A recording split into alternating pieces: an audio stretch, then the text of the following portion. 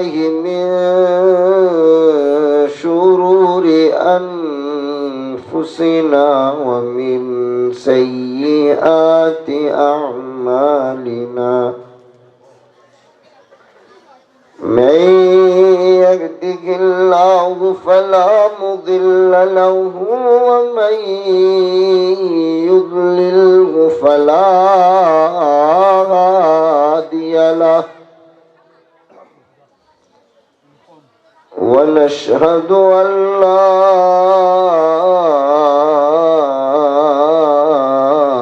إله إلا الله وحده لا شريك له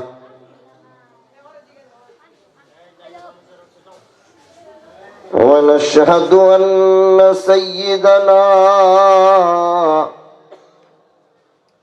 ونبينا وشفيعنا وحبيبنا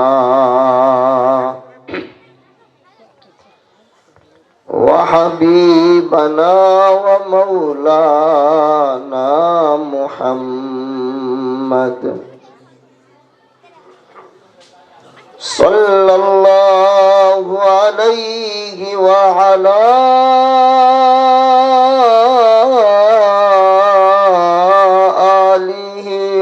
وأصحابه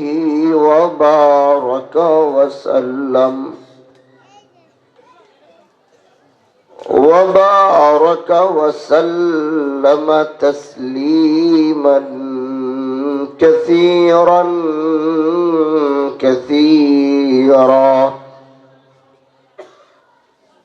أما بعد فأعوذ بالله من الشيطان الرجيم.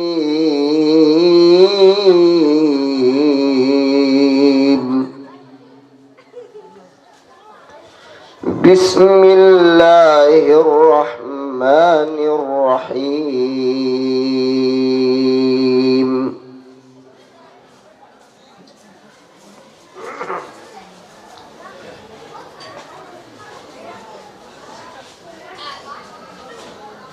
يا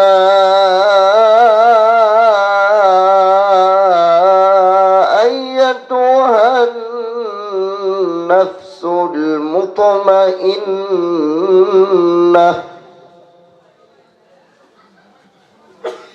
ارجعي إلى ربك راضية مرضية فادخلي في عبادي وادخلي جنتي. آمنت بالله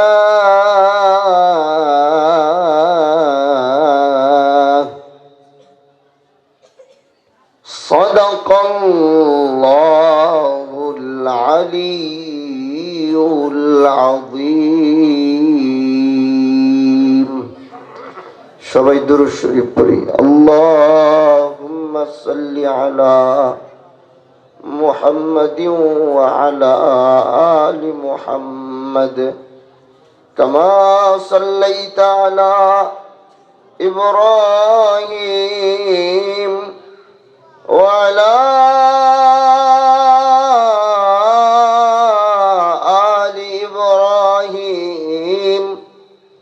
إنك حميد مجيد.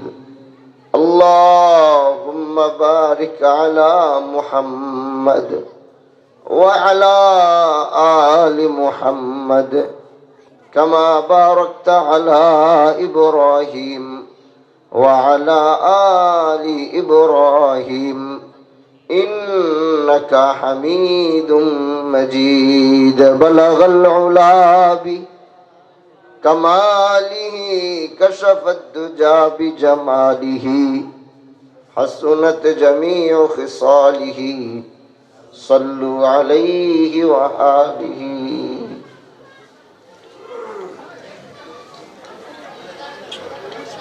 সামনে থেকে যেটা কথা কইব একদম পিছনে পাড়ানো, একজনের কথা কইতে দেখবো, একদম পিছনে পড়াম, মন তাই জানো, মন থাকবো নি? হ্যাঁ, একদম পিছনে পাঠাই দিন। কিন্তু উত্তর জয়পাড়া চৌধুরীপাড়া যুব সমাজ ও এলাকাবাসীর উদ্যোগে 22তম বার্ষিকী ওয়াজ ও দোয়ার মাহফিলে উপস্থিত আজকের সম্মানিত সভাপতি, উপস্থিত আমার তাজ উলামায়ে কেরাম এবং আমার সামনে বসা বাহাদুরপুরের আশিকিন মুহিব্বিন, আমার কলিজার টুকরা যুবক সন্তানরা, পর্দার আড়ালে আমার সম্মানিতা মা ও বোনেরা, আল্লাহ রব্বুল জালালের দরবারে লাখো কোটি শুকরিয়া জানাই। আল্লাহ পাক আমাদেরকে দুনিয়ার সব আজে বাজে কাজ থেকে আল্লাহ আমাদেরকে ফারেক করে আল্লাহ আমাদের কোরআনের এই ময়দানে কিছু সময় অতিবাহিত করবার তৌফিক দিয়েছেন। আল্লাহ যদি আমাকে এখানে না আনতেন তো আমি আসতে পারতাম না। আল্লাহ যদি আমাকে এখানে না বসাইতেন তো আমি বসতে পারতাম না। জীবনে কত সময় তো দুনিয়ার কাজে লাগাইলাম, আল্লাহর জন্য আমার কাছে আজও সময় হইলই না। কিন্তু তারপরেও আল্লাহ কেন যেন আপনার আমার উপরে একটু ইহসান করছেন, দয়া করছে, মায়া করছে। আপনার মতো আমার মতো কত যুবক গিয়া দেখেন মোবাইলে বিভিন্ন এলাকার রাস্তার পারে বৈশা বৈশা পাবজি আর ফ্রি ফায়ার খেলতেছে, লুডো খেলতেছে, জুয়া খেলতেছে। কত মুরব্বীরে গিয়া দেখেন এখন বাড়িতে গিয়া বৈশা রইছে, চাইলে আসতে পারতো, আসে নাই। তার মানে বোঝা যায় আল্লাহ পাক গোটা এলাকার থেকে আপনাকে আমাকে বাছাই করছেন। আল্লাহ আমাদেরকে বাছাই কইরা কইরা কোরআনের এই ময়দানে আল্লাহ আমাদেরকে বসাইছেন। এজন্য দোস্ত, গোটা এলাকার মানুষ যদি আজকে মাইকের আওয়াজ শুনে আসতো, এরকম 10টা গলি তো জায়গা দেওয়া যাইত না। কিন্তু সবাই পারে না, সবাই শুনতে পারে না, বসতে পারে না। বলে কেন? বলে এটা মমতাজের বাউলের মঞ্চ না, আর জেমসের কনসার্টও না যে তুমি চাইলে আইসা পড়বা, বৈশা পড়বা। না না না, এইখানে বসতে হলে আসমানওয়ালার সিগনেচার লাগে, আল্লাহ পাকের কবুলিয়াত লাগে। যদি আল্লাহ কাউকে কবুল করবে তো বসতে পারবে। কারণ এই মজমা আমার চোখে তোমার চোখে একটা প্যান্ডেলের নিচে হইতে পারে, এই মজমা আমার চোখে তোমার চোখে সাধারণ একটা রাস্তার উপরে হইতে পারে। এই মজমা আমার কাছে তোমার কাছে দুনিয়ার সবচেয়ে কম দামি মজমা হইতে পারে। কিন্তু ওই রব্বে দুল জালালের কসম, জিসকে হাত পে মেরি জান হে, ওই আল্লাহর কসম খায়া বলি, তুমি আমি যে মজমায় বৈশা আছি। এটা কি আওয়াজ দিলেন? এটা তো আমাকে মহিলা মানুষের আওয়াজ, এটা তো বেড়া মানুষের আওয়াজ না। 2 হাত উঠে আবার বলেন তো আল্লাহু আকবার। এই আওয়াজ দিয়া কি ইসলাম জয় করা যাইব? এ কোন আওয়াজ? বাইতের দিকে মনে হয় খাওয়ায় পাঠাই নাই আজকে। হ্যাঁ, খাওয়ায় মনে হয় পাঠাই নাই আজকে বাইতের দিকে। আওয়াজ এ ভাই আমার দিকে তাকান।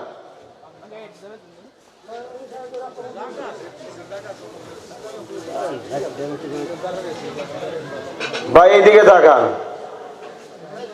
দেখি আবার আবার আবার এর থেকে আরেকটু বেশি আওয়াজ দিয়া বলেন তো আল্লাহু আকবার।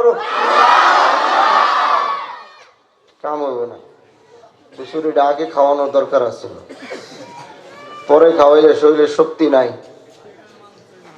আল্লাহু আকবার আওয়াজ বললে এই যে শয়তান যে চারপাশে সব খাড়াই দিছে, শয়তান বারবার আমার মেজাজটারে গরম করার চেষ্টা করতেছে।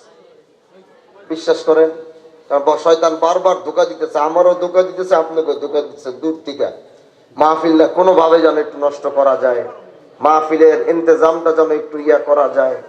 কারণ এখানে যদি একবার আল্লাহ কাউরে কবুল করে লাইছে হয়তো কামিয়াব হয়ে দিচ্ছে। শয়তান তো এরা জীবনে হইতে দিব না, হইতে দিব? বলেন শয়তান আপনার হইতে দিব? এটা কোনো দিন দিবে না। এজন্য ভাই মনোযোগ কথার দিকে, আমি আগেই বলছি আমি খুব সংক্ষিপ্ত কথা বলে মাহফিল শেষ করব, কিন্তু মনোযোগ এদিকে লাগাইতে হবে। আসছিলাম কোথায় মনে আছে? দেখছেন কি সুন্দর এক কথা টানতেছিলাম, মাঝখান দিয়ে সব নষ্ট হয়ে গেল। তো আল্লাহ সবাইকে এমন মজমায় বসান না, আল্লাহ এই মজমা তোমার চোখে আমার চোখে দুনিয়ার সবচেয়ে কম দামি যদি হয়, আরে দূর ফাইজলামি একটা শুরু করছে। মাহফিল দুইটা মানুষ তো এটা বন্ধ করার মতো, তুমি আপনারা মাহফিল করার দিকে একটা মানুষ তো এদিকে দায়িত্ব পালন করার মতো। কতক্ষণ ধরে কইতেছি ভাই আওয়াজটা বন্ধ করতে, একটা লোক নাই।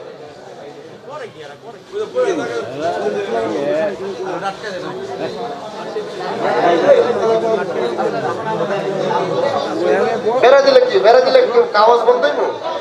আওয়াজ বন্ধ করেন, বেড়া না দিয়ে। কোরআনের মজমা এটা আদব।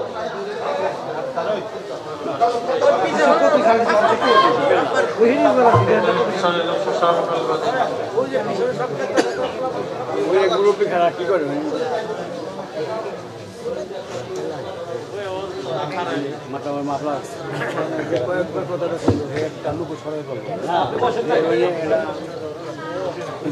আল্লাহ কোরআনের মাহফিল, আবার বলতেছি এটা কোনো মেলা না। মেলা হইলে আওয়াজ করেন, কোনো সমস্যা নাই, কিন্তু কোরআনের ময়দান হয় আদবওয়ালা। এখান থেকে মানুষ শিখা তারপরে বাড়িতে যায়, কি তাই না বলেন? এটা তো শিখার জায়গা। এখানেই যদি শিখা না হয় তাহলে বাড়িতে গিয়ে আপনি কি শিখবেন? আল্লাহ কবুল করুক, বলেন আমিন।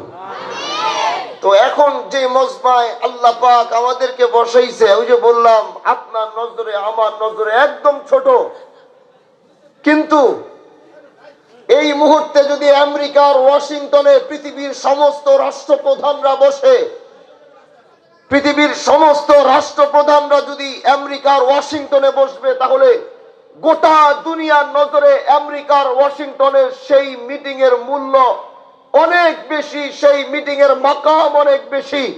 কিন্তু আল্লাহ পাক বলে কোরআনের এই দুনিয়ার যেই ময়দানে আল্লাহর কোরআনের ইন্তজাম করা হয়, দুনিয়ার নজরে এটা ছোট থাকলেও রব্বে কায়নাতের নজরে আমেরিকার ওয়াশিংটনের চেয়ে এই মজলিসের দাম আল্লাহর কাছে বেশি। এজন্য ভাই আল্লাহ পাকের কাছে অন্তরে অন্তঃস্থল থেকে শুকরিয়া আদায় করি, আল্লাহ আমাকে বসাইছে, বলি আলহামদুলিল্লাহ। মেরে দোস্ত, আমি আল্লাহ পাকের কোরআন থেকে একটা আয়াত তেলাওয়াত করছি। দুনিয়ার সবচেয়ে বড় সত্য, যে সত্য অস্বীকার করার কোনো সুযোগ নাই। দুনিয়ার সব কিছু অস্বীকার করার সুযোগ আছে, কিন্তু পৃথিবীর বুকে আল্লাহ এমন এক সত্য রচিত করছেন, যেই সত্য অস্বীকার করবার মতো কোনো ধর্ম, কোনো বর্ণ, কোনো কিছু এটাকে অস্বীকার করার কোনো সুযোগ নাই। পৃথিবীর একটা জিনিসের উপরে সবাই ঐক্যবদ্ধ হয়, এবং সব কিছু নিয়ে মানুষের ইখতিলাফ থাকতে পারে, কিন্তু এই একটা বিষয় নিয়ে গোটা দুনিয়ার মানুষের কোনো ইখতিলাফ নাই। হিন্দু এটা বিশ্বাস করে, খ্রিস্টানও বিশ্বাস করে, মুসলমানও বিশ্বাস করে, বুদ্ধিস্টরাও বিশ্বাস করে, ইহুদ বিশ্বাস করে, পৃথিবীর যত ধর্ম যত বর্ণ সবাই বিশ্বাস করে। বলে সেটা কি? বলে সেটা হচ্ছে এই দুনিয়ার মায়া ত্যাগ করে আল্লাহর দিকে রওনা হওয়া। আমরা রবের দিকে রওনা হই, তারা স্বর্গে রওনা হয়, যেই যেখানে রওনা হয়, কিন্তু মৃত্যুটাকে পৃথিবীর সব ধর্ম সব বর্ণই বিশ্বাস করে। এখান থেকে কারো অবিশ্বাস করার কোনো সুযোগ, আওয়াজ করে বলেন, আছে? নাই। এজন্য দোস্ত, আল্লাহ পাক পৃথিবীর এই বড় সত্যটাকে আপনার আর আমার মাঝে রাখছেন, যেটা কোনো দিন আমরা অস্বীকার করতে পারি নাই। না জীবনে কোনোদিন এটা অস্বীকার করতে পারবো। এমন একটা দিন আসবে যেই দিন এই পৃথিবীর সব মায়া মমতা সব কিছুকে সালাম দিয়ে বিদায় দিয়ে এমন এক গন্তব্যের দিকে রওনা হব যে গন্তব্যের রাস্তা কোনোদিন আর শেষ হবে না। এমন এক পথযাত্রী হব যে পথের রাস্তা আর কোনোদিন শেষ হবে না। এবার আপনি বুড়া হন আর যুবক হন, আল্লাহ এইখানেও কোনো বিষয় পার্থক্য রাখেন নাই। আল্লাহ বলে যখনই ডাক আসবে সে জোয়ানও হইতে পারে, বুড়াও হইতে পারে, বাচ্চাও হইতে পারে, কিন্তু এই ডাক আসার পরে পৃথিবীর কারো আর থাকবার কোনো শক্তি নাই। পৃথিবীর এমন কোন যন্ত্র কিয়ামত পর্যন্ত কায়েম হইতে পারবে না।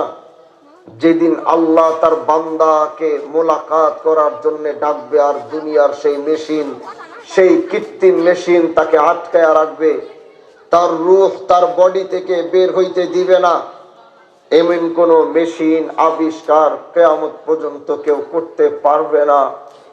এজন্য দোস্ত, আজ গোটা দুনিয়া এই অন্যায় অবিচারের পথে কেন হাঁটে?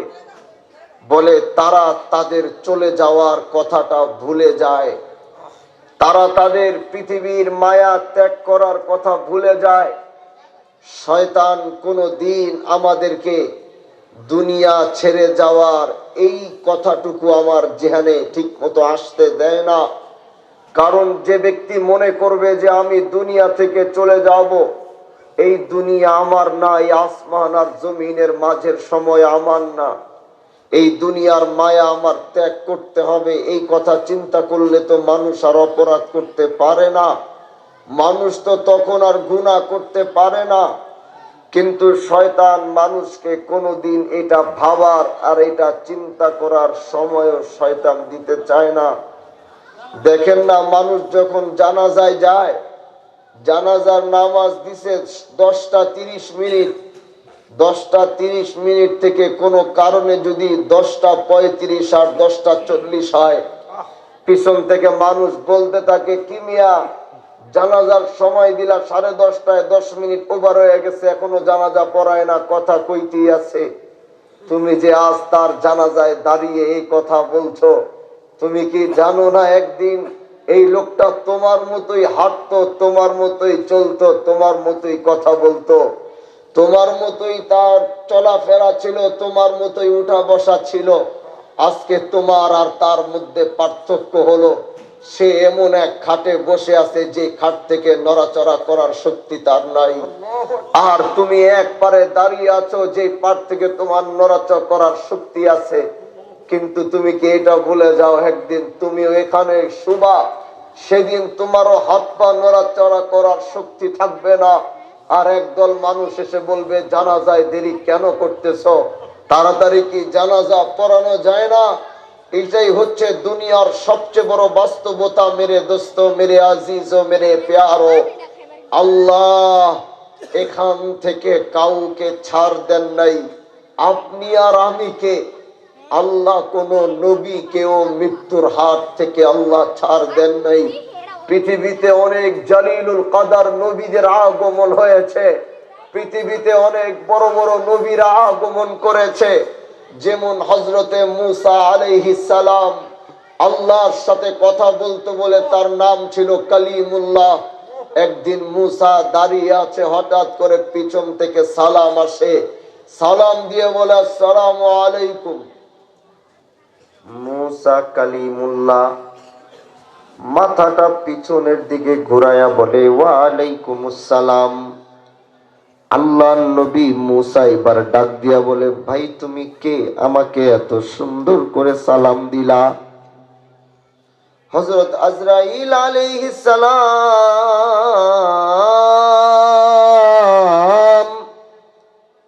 আল্লাহর পয়গম্বর মূসা কালিমুল্লাহকে ডাক দিয়া বলে, এ মূসা কালিমুল্লাহ, আমার নাম হইল আজরাইল। আল্লাহ আমাকে আপনার কাছে পাঠাইছে। বলে কেন পাঠাইছে?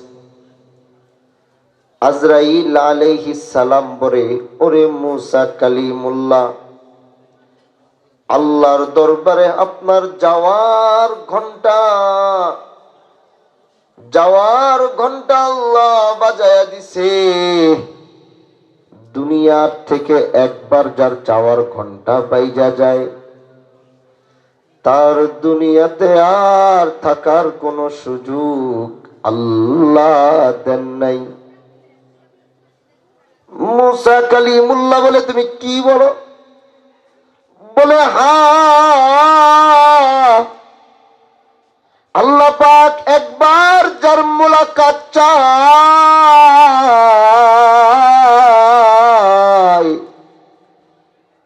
একবার আল্লাহ যার মুলাকাত চায়, সে দুনিয়াতে আর এক মুহূর্ত থাকতে পারে না।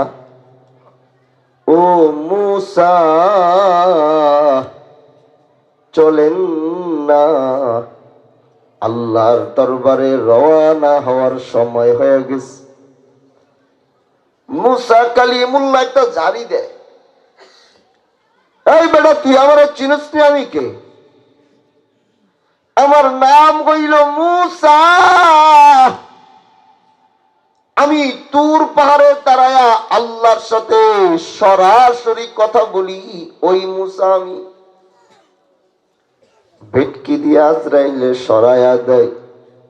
আজরাইল মুসা কালিমুল্লাহকে ডাক দিয়া বলে, এরে মুসা কালিমুল্লাহ, জানি আপনি অনেক আলা নবী, জানি আপনি অনেক জলিলুল কদর নবী, কিন্তু কালিমুল্লাহ হন আর মুসা হন, আল্লাহ যদি একবার মৃত্যুর ঘন্টা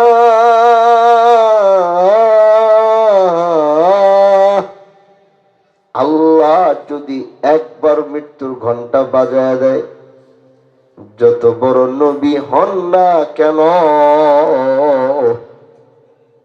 আল্লাহ বলছে কোনো থাকার সুযোগ নাই। ভেটকি দেন আর যাই করেন কোনো লাভ হবে না। ও মুসা, দুনিয়া থেকে নিতে আসছি, না নিয়ে আমি আজরাইল যাব না। আপনি আর আমি কে ভাই? আল্লাহ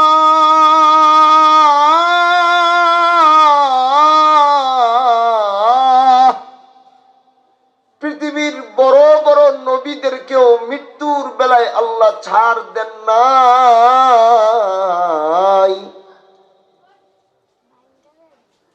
হযরত সুলাইমান আলাইহিস সালাম, আল্লাহ যার রাজত্ব, জিনরাও সুলাইমানকে মানত, মানুষরাও মানত। জিনদের বাদশাও ছিল সুলাইমান, মানুষেরও বাদশা ছিল সুলাইমান।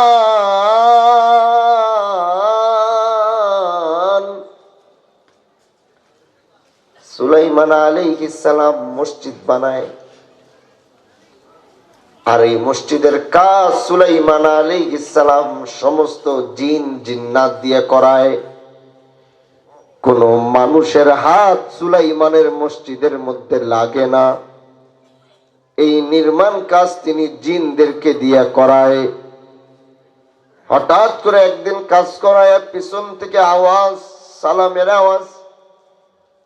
হযরত সুলাইমান পিছনে তাকায়, আজরাইল আলাইহিস সালাম বলে, ওগো নবী সুলাইমান, আল্লাহ পাক আমাকে পাঠাইছেন, আপনার তো ঘন্টা বাইজা গেছে। বলে কিসের ঘন্টা? বলে বিদায়ের ঘন্টা।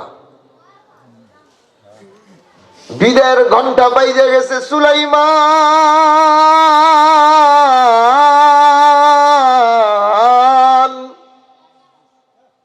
আর দুনিয়াতে আপনার থাকার কোনো সুযোগ নাই। সুলাইমান আলাইহিস সালাম আজরাইলকে ডাক দিয়া বলে, এ আজরাইল, আমি তো এই মসজিদ বানাই, তুমি কি দেখো না আমি মসজিদ নির্মাণের কাজ করতে আছি, আর এই মুহূর্তে যদি আমার মৃত্যু হয়ে যায়, এই কাজ তো জিন্নাতরা করে, এরা তো দুষ্ট জাতি, আমি না থাকলে এরা ঠিক মতো কোনোদিন কাজও করবে না। এবার আল্লাহ পাককে ডাইকা বলে, আল্লাহ, আজরাইল দাঁড়ায় রইছে নেওয়ার জন্যে। ওগো মালিক, তুমি তো দেখছো আমি তোমার ঘর বানাই, মসজিদ বানাই। আল্লাহ, এই মসজিদের কাজ আমি জিনদেরকে দিয়া করাই। ওগো মাওলা, ওগো আল্লাহ, যদি এই মুহূর্তে আমার মৃত্যু হয়ে যায়, ওরা ঠিক মতো এখানে কাজ করবে না। আল্লাহ, আমারে কি আরেকটু হায়াত বাড়ায়া দেওয়া যায় না? আল্লাহর কাছে একজন নবী হায়াত চায়, আল্লাহ আমারে কি আরেকটু হায়াত বাড়ায়া দেওয়া যায় না? আল্লাহ সুলাইমানকে ডাক দিয়া বলে, এরে সুলাইমান, একবার যার নাম ঘোষণা হয়ে যায়, একবার যার মৃত্যুর ঘন্টা বাইজা যায়, ওই মৃত্যুর ঘন্টা বাইজা গেলে দেখার আর সময় নাই, শোনার আর সময় নাই। কিন্তু ও সুলাইমান, তুমি তো আমার পয়গম্বর, তুমি তো আমার বন্ধু, তোমার জন্য আমি এতটুক করব। ওই যে তোমার হাতের যে লাঠি, ওই লাঠি নিয়ে তুমি মসজিদের দিকে তাকায়া দাঁড়াও, কিন্তু তুমি মরবা, কিন্তু তুমি পড়বা না। তুমি কি মরবা, কিন্তু পড়বা। এটার মানে কি? কয় সুলাইমান আলাইহিস সালাম হাতের মধ্যে লাঠিটা নিয়ে মসজিদের দিকে ঘুইরা তাকাইছে। তাফসীরে কিতাবের মধ্যে আসে, হযরত সুলাইমানের চোখ দেখলে জিনগো 12টা বাইজা যায়, এত ডরান তারা ডরায়। সুলাইমান বড় বড় চোখ কইরা দাঁড়ায় রইছে, জিনগো তাকানোর সুযোগ নাই, একটা আরেকটারে কয়, ওই দেখ কেমনে রাগ কইরা তাকায় রইছে, তাড়াতাড়ি কাজ কর। কাজের মধ্যে কোনো ফাঁকি দেওয়া যাইতো না। সুলাইমান তাকায় রইছে। আল্লাহ এবার কয়, ওই আজরাইল যা পিছন থেকে জান্ডা কবজ কইরালা। এবার আজরাইল আর দেরি করে নাই, সুলাইমানের রূহ বের কইরা লাইছে। আল্লাহ তো কইছিল তোমার লিগে আমি এতটুক করমু যে তুমি মরবা, কিন্তু তুমি পড়বা না। সুলাইমান মইরা গেছে ঠিক, দাঁড়ায় রইছে, কিন্তু নিচে আর পড়ে না, কারণ মসজিদের কাজ তো শেষ হয় নাই। এখন মৃত্যু অবস্থায় হযরতে সুলাইমান হাতের মধ্যে লাঠি লইয়া দাঁড়ায় রইছে। আর ওই জিনরা দেখে আর কয়, ওই দেখ হযরতে সুলাইমান আলাইহিস সালাম বাদশার মন মেজাজ খারাপ, কেমনে রাগ কইরা তাকায় রইছে, তাড়াতাড়ি কাজ কর। এরা শুধু তাড়াতাড়ি কাজ করে, তাড়াতাড়ি কাজ করে।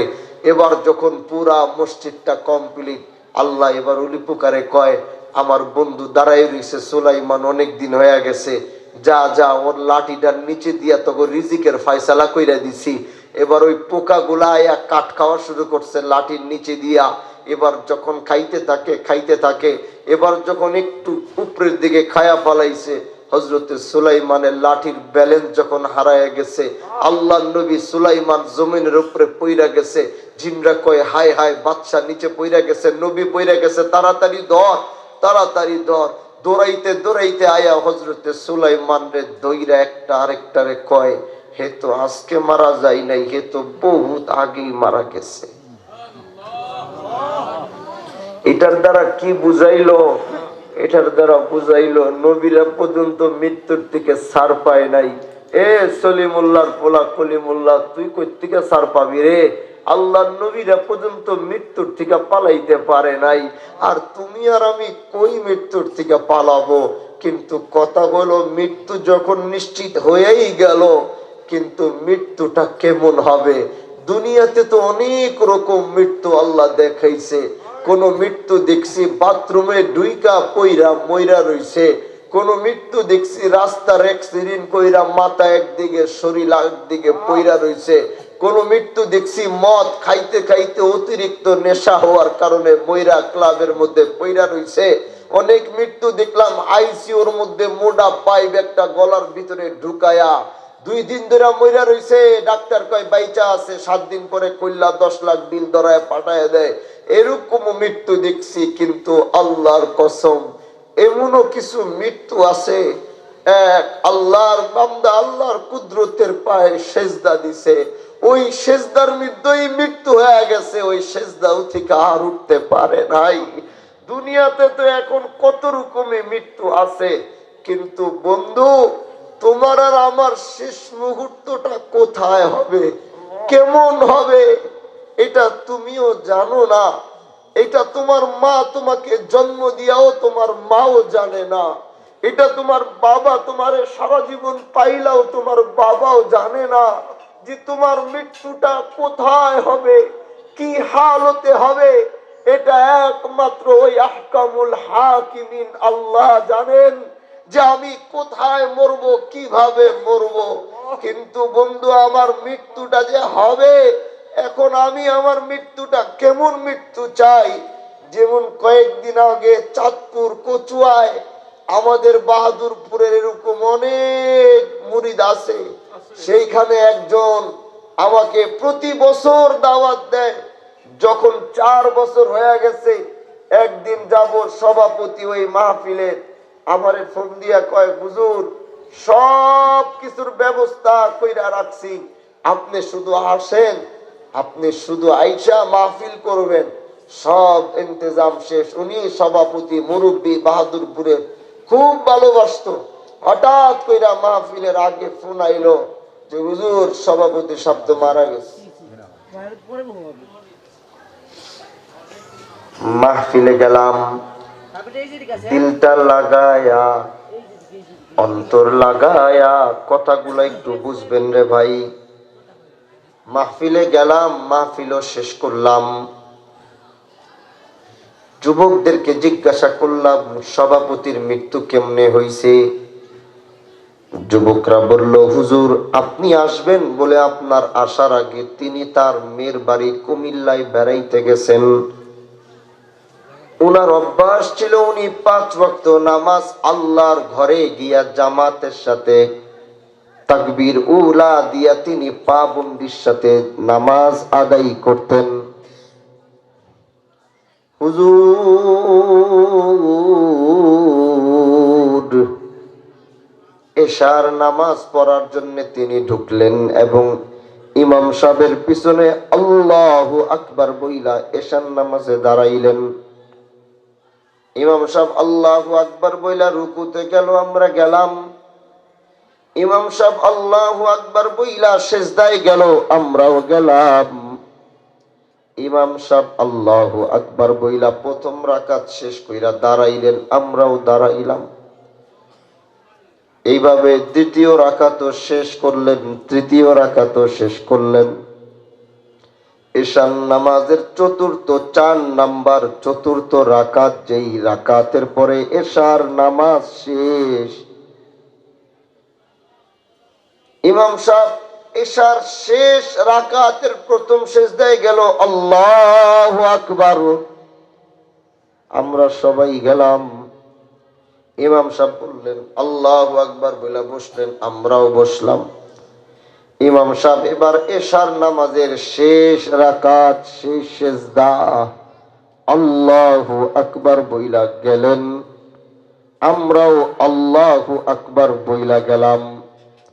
এবার ইমাম সাহেব আল্লাহু আকবার বইলা যখন উঠলেন, আমরাও আল্লাহু আকবার বইলা উঠলাম।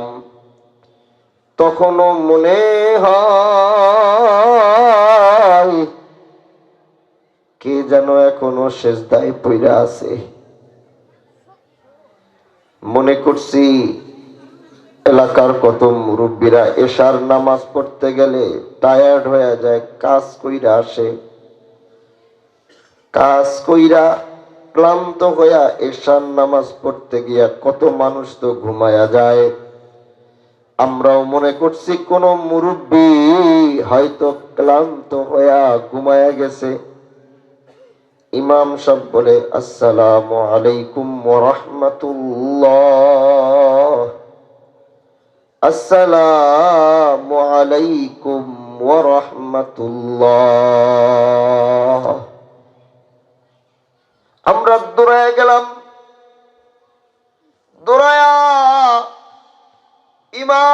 সবে দেখি এখনো যায় নামাজে বসা। আমরা দৌড়ায় ওই মুসল্লির সামনে গেলাম,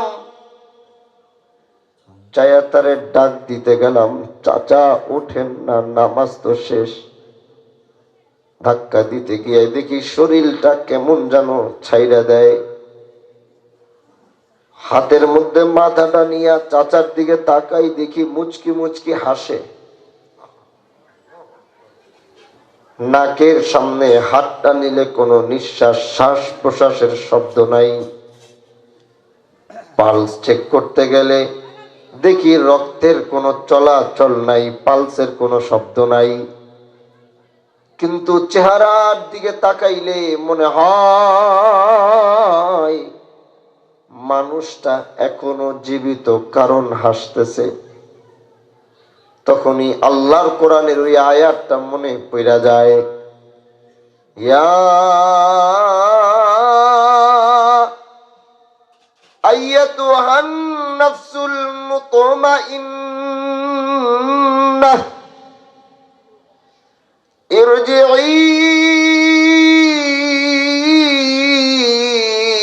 ইলা রাব্বিকি রাদিয়াতাম মারদিয়াহ ফাদখুলি ফি ইবাদি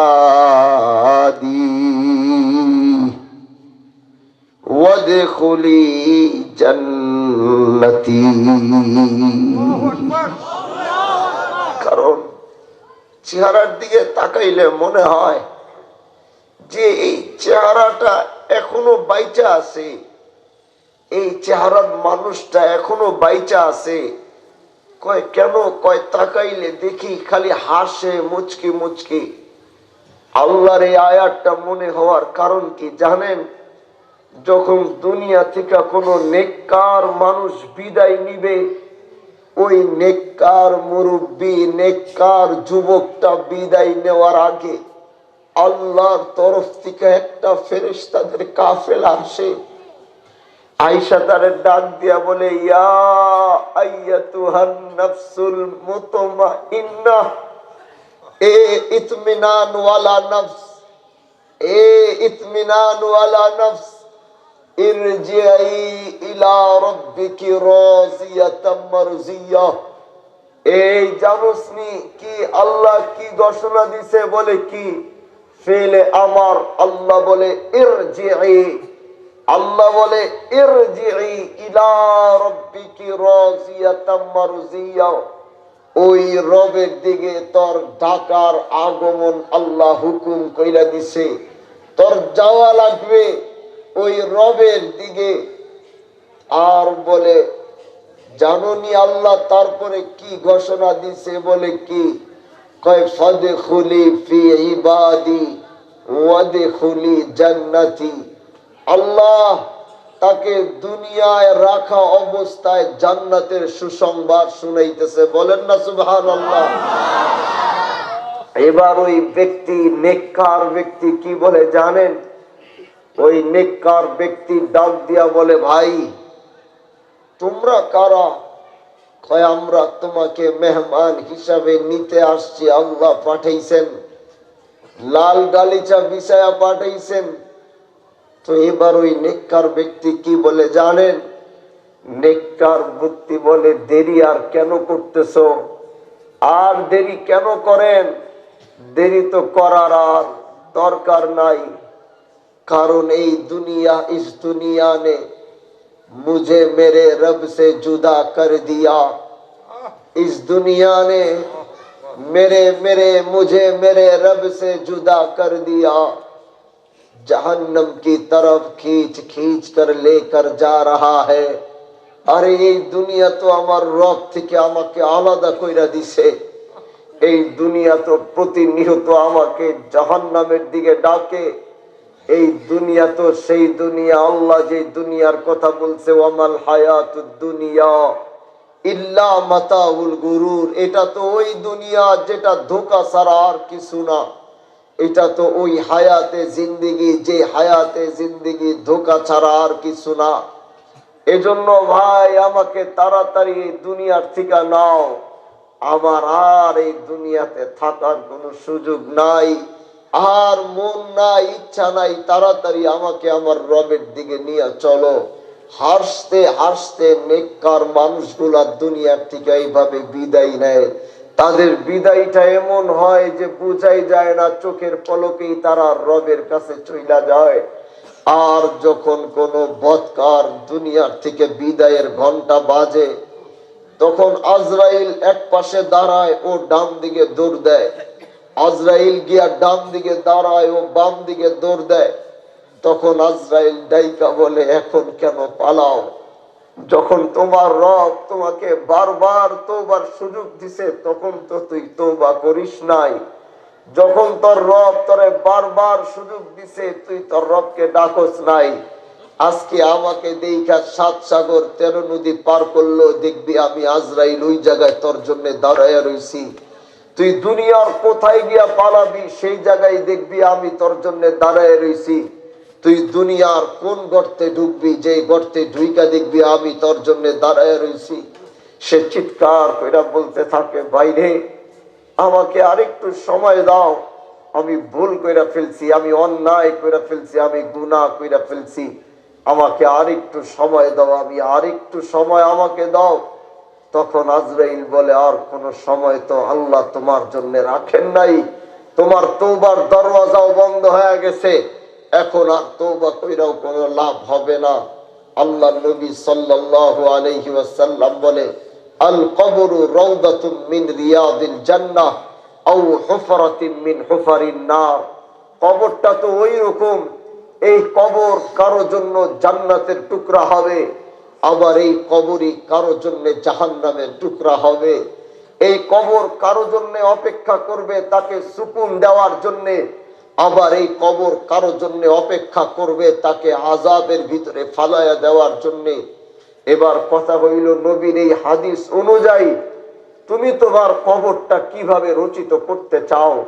তুমি কি তোমার কবরটা জাহান্নামের টুকরা বানাইতে চাও, না আল কবরু রাউদাতুম মিন রিয়াদিল জান্নাহ, না জান্নাতের টুকরা বানাইতে চাও, নাও হুফরাতিম মিন হুফারিন নার, নাকি তুমি জাহান্নামের টুকরা বানাইতে চাও? আল্লাহ এটা তোমার হাতের মধ্যে দিছে। দুনিয়ার যে ঘর তুমি সাজাও, এই ঘর তো তোমার সীমিত আকারের জন্য থাকবে, কিন্তু তুমি চাইলে তোমার কবরের ঘরটা দুনিয়ার থেকে তুমি চাইলে সাজাইতে পারবা। বলে সেটা কেমনে? কই দুনিয়ার থেকে তুমি যদি তোমার সেই কবরটাকে সাজাও, এই কবরের মধ্যে যখন তোমাকে রাখা হবে, নেককার যখন কবরের মধ্যে ঘুমাবে, আল্লাহ নেককার ঘুমাইতে দেরি আছে, আল্লাহর সাথে সাথে জান্নাতের দরওয়াজাগুলা কবরের মধ্যে খুইলা দিবেন। আল্লাহ জান্নাতের জানালাগুলা কবরের মধ্যে খুইলা দিবেন। সেই নেককার যখন কবরের মধ্যে ঘুমাবে, ঘুমাইতে গিয়াই হঠাৎ তার ঘুম ভাঙা যাবে, আল্লাহ তখন হাসরের ময়দানের বাঁশি বাজায় দিবেন। সেই কবর থেকে জাগ্রত হয়ে বলবে, কি ব্যাপার, মাত্র ঘুমাইলাম আর আল্লাহ আপনি এখনই উঠাইয়া দিলেন, অথচ মাঝে হাজার হাজার কোটি কোটি বছর পার হয়ে গেছে। এই হিসাব ওই নেককার বান্দার ভিতরে নাই। আর আল কবরু রাউদাতুম মিন রিয়াদিল জান্নাহ আও হুফরাতিন মিন হুফারিন নার। আর যখন ওই বদকারকে কবরের মধ্যে রাখা হবে, এক দিক দিয়ে রাইখা মাটি চাপা দিয়ে আত্মীয় স্বজন কবর থেকে সরতে দেরি আছে। আল্লাহু আকবার। ওই হাসরের ময়দান পর্যন্ত এই কবরটা আযাবের টুকরা হয়ে থাকবে। জাহান্নামে ঢোকার আগে কত হাজার বছর এই কবরের শাস্তি ভোগ করতে হবে, হিসাব নাই।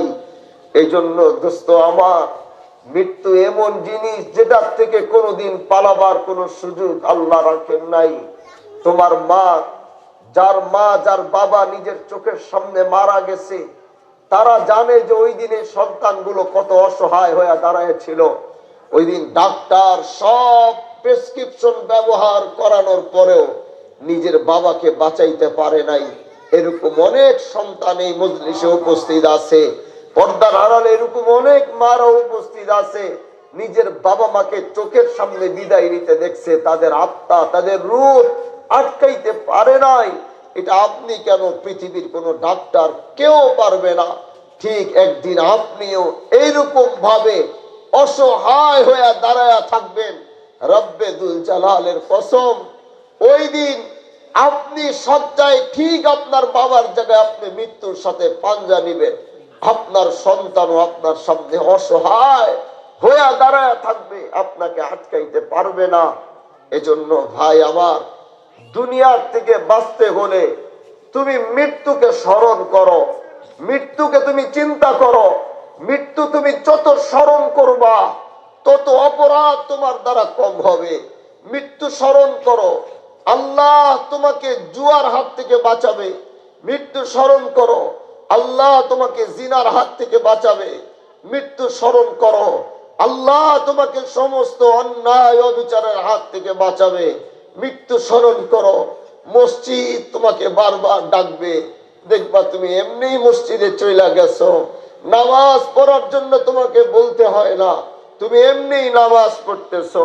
এজন্য কবরের সামনে গিয়েও মাঝে মাঝে দাঁড়াও, 5 মিনিট চিন্তা করো, মৃত্যুর কথা কোনোদিন ভোলা যাবে না। পারবো তো ইনশাআল্লাহ? আওয়াজ করে বলেন, পারবো তো ইনশাআল্লাহ? এজন্য মৃত্যুকে বেশি বেশি করে স্মরণ করতে হবে, মৃত্যুকে বেশি বেশি করে চিন্তা করতে হবে। মৃত্যুর স্মরণ নিয়া সব সময় মৃত্যুর জন্য নিজেকে প্রস্তুত রাখতে হবে। যে কোনো মুহূর্তে মৃত্যু আসুক। আল্লাহ পাক কেন বলে নাই জানেন যে আপনি কবে মারা যাবেন? আল্লাহ কেন এটা আটকাইছে? কোরআনে কারিমে আল্লাহ নিজে বলেন, ওয়া'বুদ রাব্বাকা হাত্তা ইয়াতিয়াকাল ইয়াকিন। আল্লাহ কাউকে এটা বলেন নাই, তার একটাই কারণ, একটাই কারণ আল্লাহ বলে নাই। বলে কেন বলে নাই? আল্লাহ বলে ওয়া'বুদ রাব্বাকা হাত্তা ইয়াতিয়াকাল ইয়াকিন। আল্লাহ বলে আমি চাই আমার বান্দাগুলা সব সময় ওয়া'বুদ রাব্বাকা হাত্তা ইয়াতিয়াকাল ইয়াকিন, আমি চাই আমার বান্দা জীবনের শেষ নিঃশ্বাস পর্যন্ত আল্লাহ পাকের ইবাদতের মধ্যে যেন মশগুল থাকে। এজন্য কবে তার মৃত্যু, কখন তার মৃত্যু আমি আল্লাহ তাদেরকে বলি নাই। জানলেই তারা গাফেল হয়ে যাইত, জানে না বইলেই আতঙ্কে থাকে কখন মৃত্যু হয়ে যাবে, কখন আমার চোখ বন্ধ হয়ে যাবে, আমি এখান থেকে ওইটা দাঁড়াইতে পারবো কিনা এই গ্যারান্টি আছে? বলেন আছে কিনা? আমি এখান থেকে দাঁড়াইতে পারবো কিনা এই গ্যারান্টি আছে? নাই। আল্লাহ এর জন্যই বলেন নাই। আল্লাহ চায় বান্দা আতঙ্কে থাকুক, এই চিন্তায় থাকুক কখন আমার মৃত্যু হয়ে যাবে, আর এই চিন্তা কইরা বান্দা তার রবের ইবাদতের মধ্যে মশগুল থাকবে। এই জন্য মেরে দোস্ত, মেরে আজিজ, মৃত্যুর জন্য সর্বদা প্রস্তুত থাকতে হবে। তুমি যুবক দেখা মনে কইরো না, তুমি যুবক দেখা মনে কইরো না আমার বাবা আমার চাচা আগে যাইবো পরে আমি যাব। তোমার মতো কত যুবক হার্ট অ্যাটাক কইরা মরে যাইতেছে, খবর নিয়ে দেখো। তোমার মতো কত যুবক ব্রেন স্ট্রোক কইরা মরে যাইতেছে, দেখো। তোমার মতো কত যুবক রাস্তায় বাইক অ্যাক্সিডেন্ট কইরা মরতেছে, বাংলাদেশে জরিপ কইরা দেখো। হিসাব করতে গেলে প্রতিদিন যত মানুষ মারা যায় এর মধ্যে 95% যুবক প্রতিদিন মারা যাইতেছে। তুমি কেমনে চিন্তা করো তোমার বাবা যাবে আগে, তোমার দাদা, তারপরে তুমি? না, তোমাদের মৃত্যু, যুবকদের মৃত্যু হিসাব করলে, গণনা করলে এখন বেশি দেখা যায়। এজন্য মৃত্যুটা কোনো খেলার বিষয় না, এটাকে সব সময় নিজেকে প্রস্তুত রাখতে হবে। পারবেন তো ইনশাআল্লাহ? আওয়াজ করে বলেন, পারবেন তো ইনশাআল্লাহ? মৃত্যুর কথা চিন্তা করবেন। আল্লাহ আজকের এই মাহফিলটাকে জানে কবুল করে, বলেন আমিন। আপনারা অনেক দূর দূরান্ত থেকে অনেকে আসছেন, অনেক ভাবে আসছেন, অনেক কষ্ট করে আসছেন। মাহফিলের ইন্তজামটা বিশেষ করে যুব সমাজ করছে, যুব সমাজরা অনেক মেহনত করছে, মুরব্বীরা, এলাকার বাসীরাও অনেক খেদমত করছে। আমি দোয়া করি আল্লাহ এই যুবকদেরকে ইসলাম এবং দ্বীনের জন্য কবুল করুন। এ দোয়া আপনারা করেন না? আপনারা চান না যুবকরা ভালো থাকলে, যুবক ঠিক থাকলে এলাকা ঠিক? যুবকরা নষ্ট হয়ে যাওয়া মানে এলাকাও নষ্ট হয়ে যাওয়া। কারণ এলাকার সমস্ত আকা মুকাম সব যুবকরাই করে বসে। আর যদি ভালো হয় তাইলে এরাই সবচেয়ে বেশি ভালো হয়। দেখবেন মসজিদে যিনি ভালো, দেখবেন মসজিদের সবার আগে গিয়া সামনের কাতারে গিয়া নামাজ পড়ে। এজন্য যুবকরা আমার, তাদের হাতেও ধরি, তাদের পায়ে ধরি। আল্লাহ তাদেরকে যেই শক্তি দিছে, এই শক্তিটা অন্যায় অবিচারের পিছনে লাগাইস না বাবা। এই শক্তিটা আল্লাহর দ্বীনের জন্য লাগাইতে হবে। পারবো তো ইনশাআল্লাহ? নিজেকে দেশের জন্য, দেশের ক্লান্তি লগ্নে নিজেকে প্রস্তুত রাখতে হবে। কি বুঝেন নাই মনে হয় কথাটা? বুঝেন নাই? আমি কি বুঝাইতে চাইছি ওইটা বুঝেন নাই মনে হয়। দেশের ক্লান্তি লগ্নে যারা আর্মি চাকরি করে তারা যখন রিটায়ার্ড হয়, কিন্তু তাদের সাথে চুক্তি থাকে, সরকার যদি কখনো তোমাকে আবার ডাকবে তাহলে তোমার রাষ্ট্রের কাজে আবার ফেরত আসতে হবে। কি তাই না? জানেন কিনা জানি না, আজকে দেশ অনেক ক্লান্তি লগ্ন পার করতেছে। হিন্দু মুসলমান দাঙ্গা বাজানোর এক বিশাল ষড়যন্ত্র এই দেশে হইতেছে। খেয়াল করছেন কিনা আপনারা জানি না। খেয়াল করছেন নাকি এই দেশের মানুষ কিছু জানেই না, খোঁজ খবর রাখে না? রাখেন। তাহলে এখন কথা হচ্ছে, দেশ বাঁচবে তো আমরা বাঁচব। এই দেশের প্রতিটা ইঞ্চি মাটি আমাদের স্বাধীন করতে গিয়ে অনেক রক্তের প্রয়োজন হয়েছে কিনা ভাই? তাহলে আমরা এই ভারতবর্ষে প্রথমে আমরা ইংরেজদের নিপীড়ন, ইংরেজদের সব ষড়যন্ত্র আমাদের উপরে চাপানো হয়েছে, তখনই আল্লাহ হাজী শরিয়তুল্লাহ শাহজালাল শাহপুরানদেরকে দাঁড় করিয়েছে। দেশের জন্য তারা জীবন দিছে, দেশের জন্য লড়ে গেছে। আজকে আমরা এমনি বাংলাদেশ আমরা দেখছি এক সংকটময় পরিবেশে যখন পড়ছে, এখন তো দেশের সবার ঐক্যবদ্ধ থাকা দরকার। এখন কে কি দল করলো এটা যদি বাছাই করতে যান তাহলে দেশ বাঁচাইতে পারবেন না। বাংলাদেশে শুধু এতদিন মুসলমানদেরকে জঙ্গি বানাইছে। মুসলমান মানে জঙ্গি, দাড়ি রাখলেই জঙ্গি, দাড়ি রাখলেই নামাজ পড়লে জঙ্গি। আর অথচ আমরা দেখলাম কট্টরপন্থী হিন্দু ইসকন তারা সত্যকারের উগ্রপন্থী জঙ্গি সংগঠন। এটা কেন বললাম? সচেতন হওয়ার জন্য, জানা দরকার আছে। দেখেন ইসকন নিয়ে আজকে গোটা বাংলাদেশ তোলপাড় হয়ে আছে।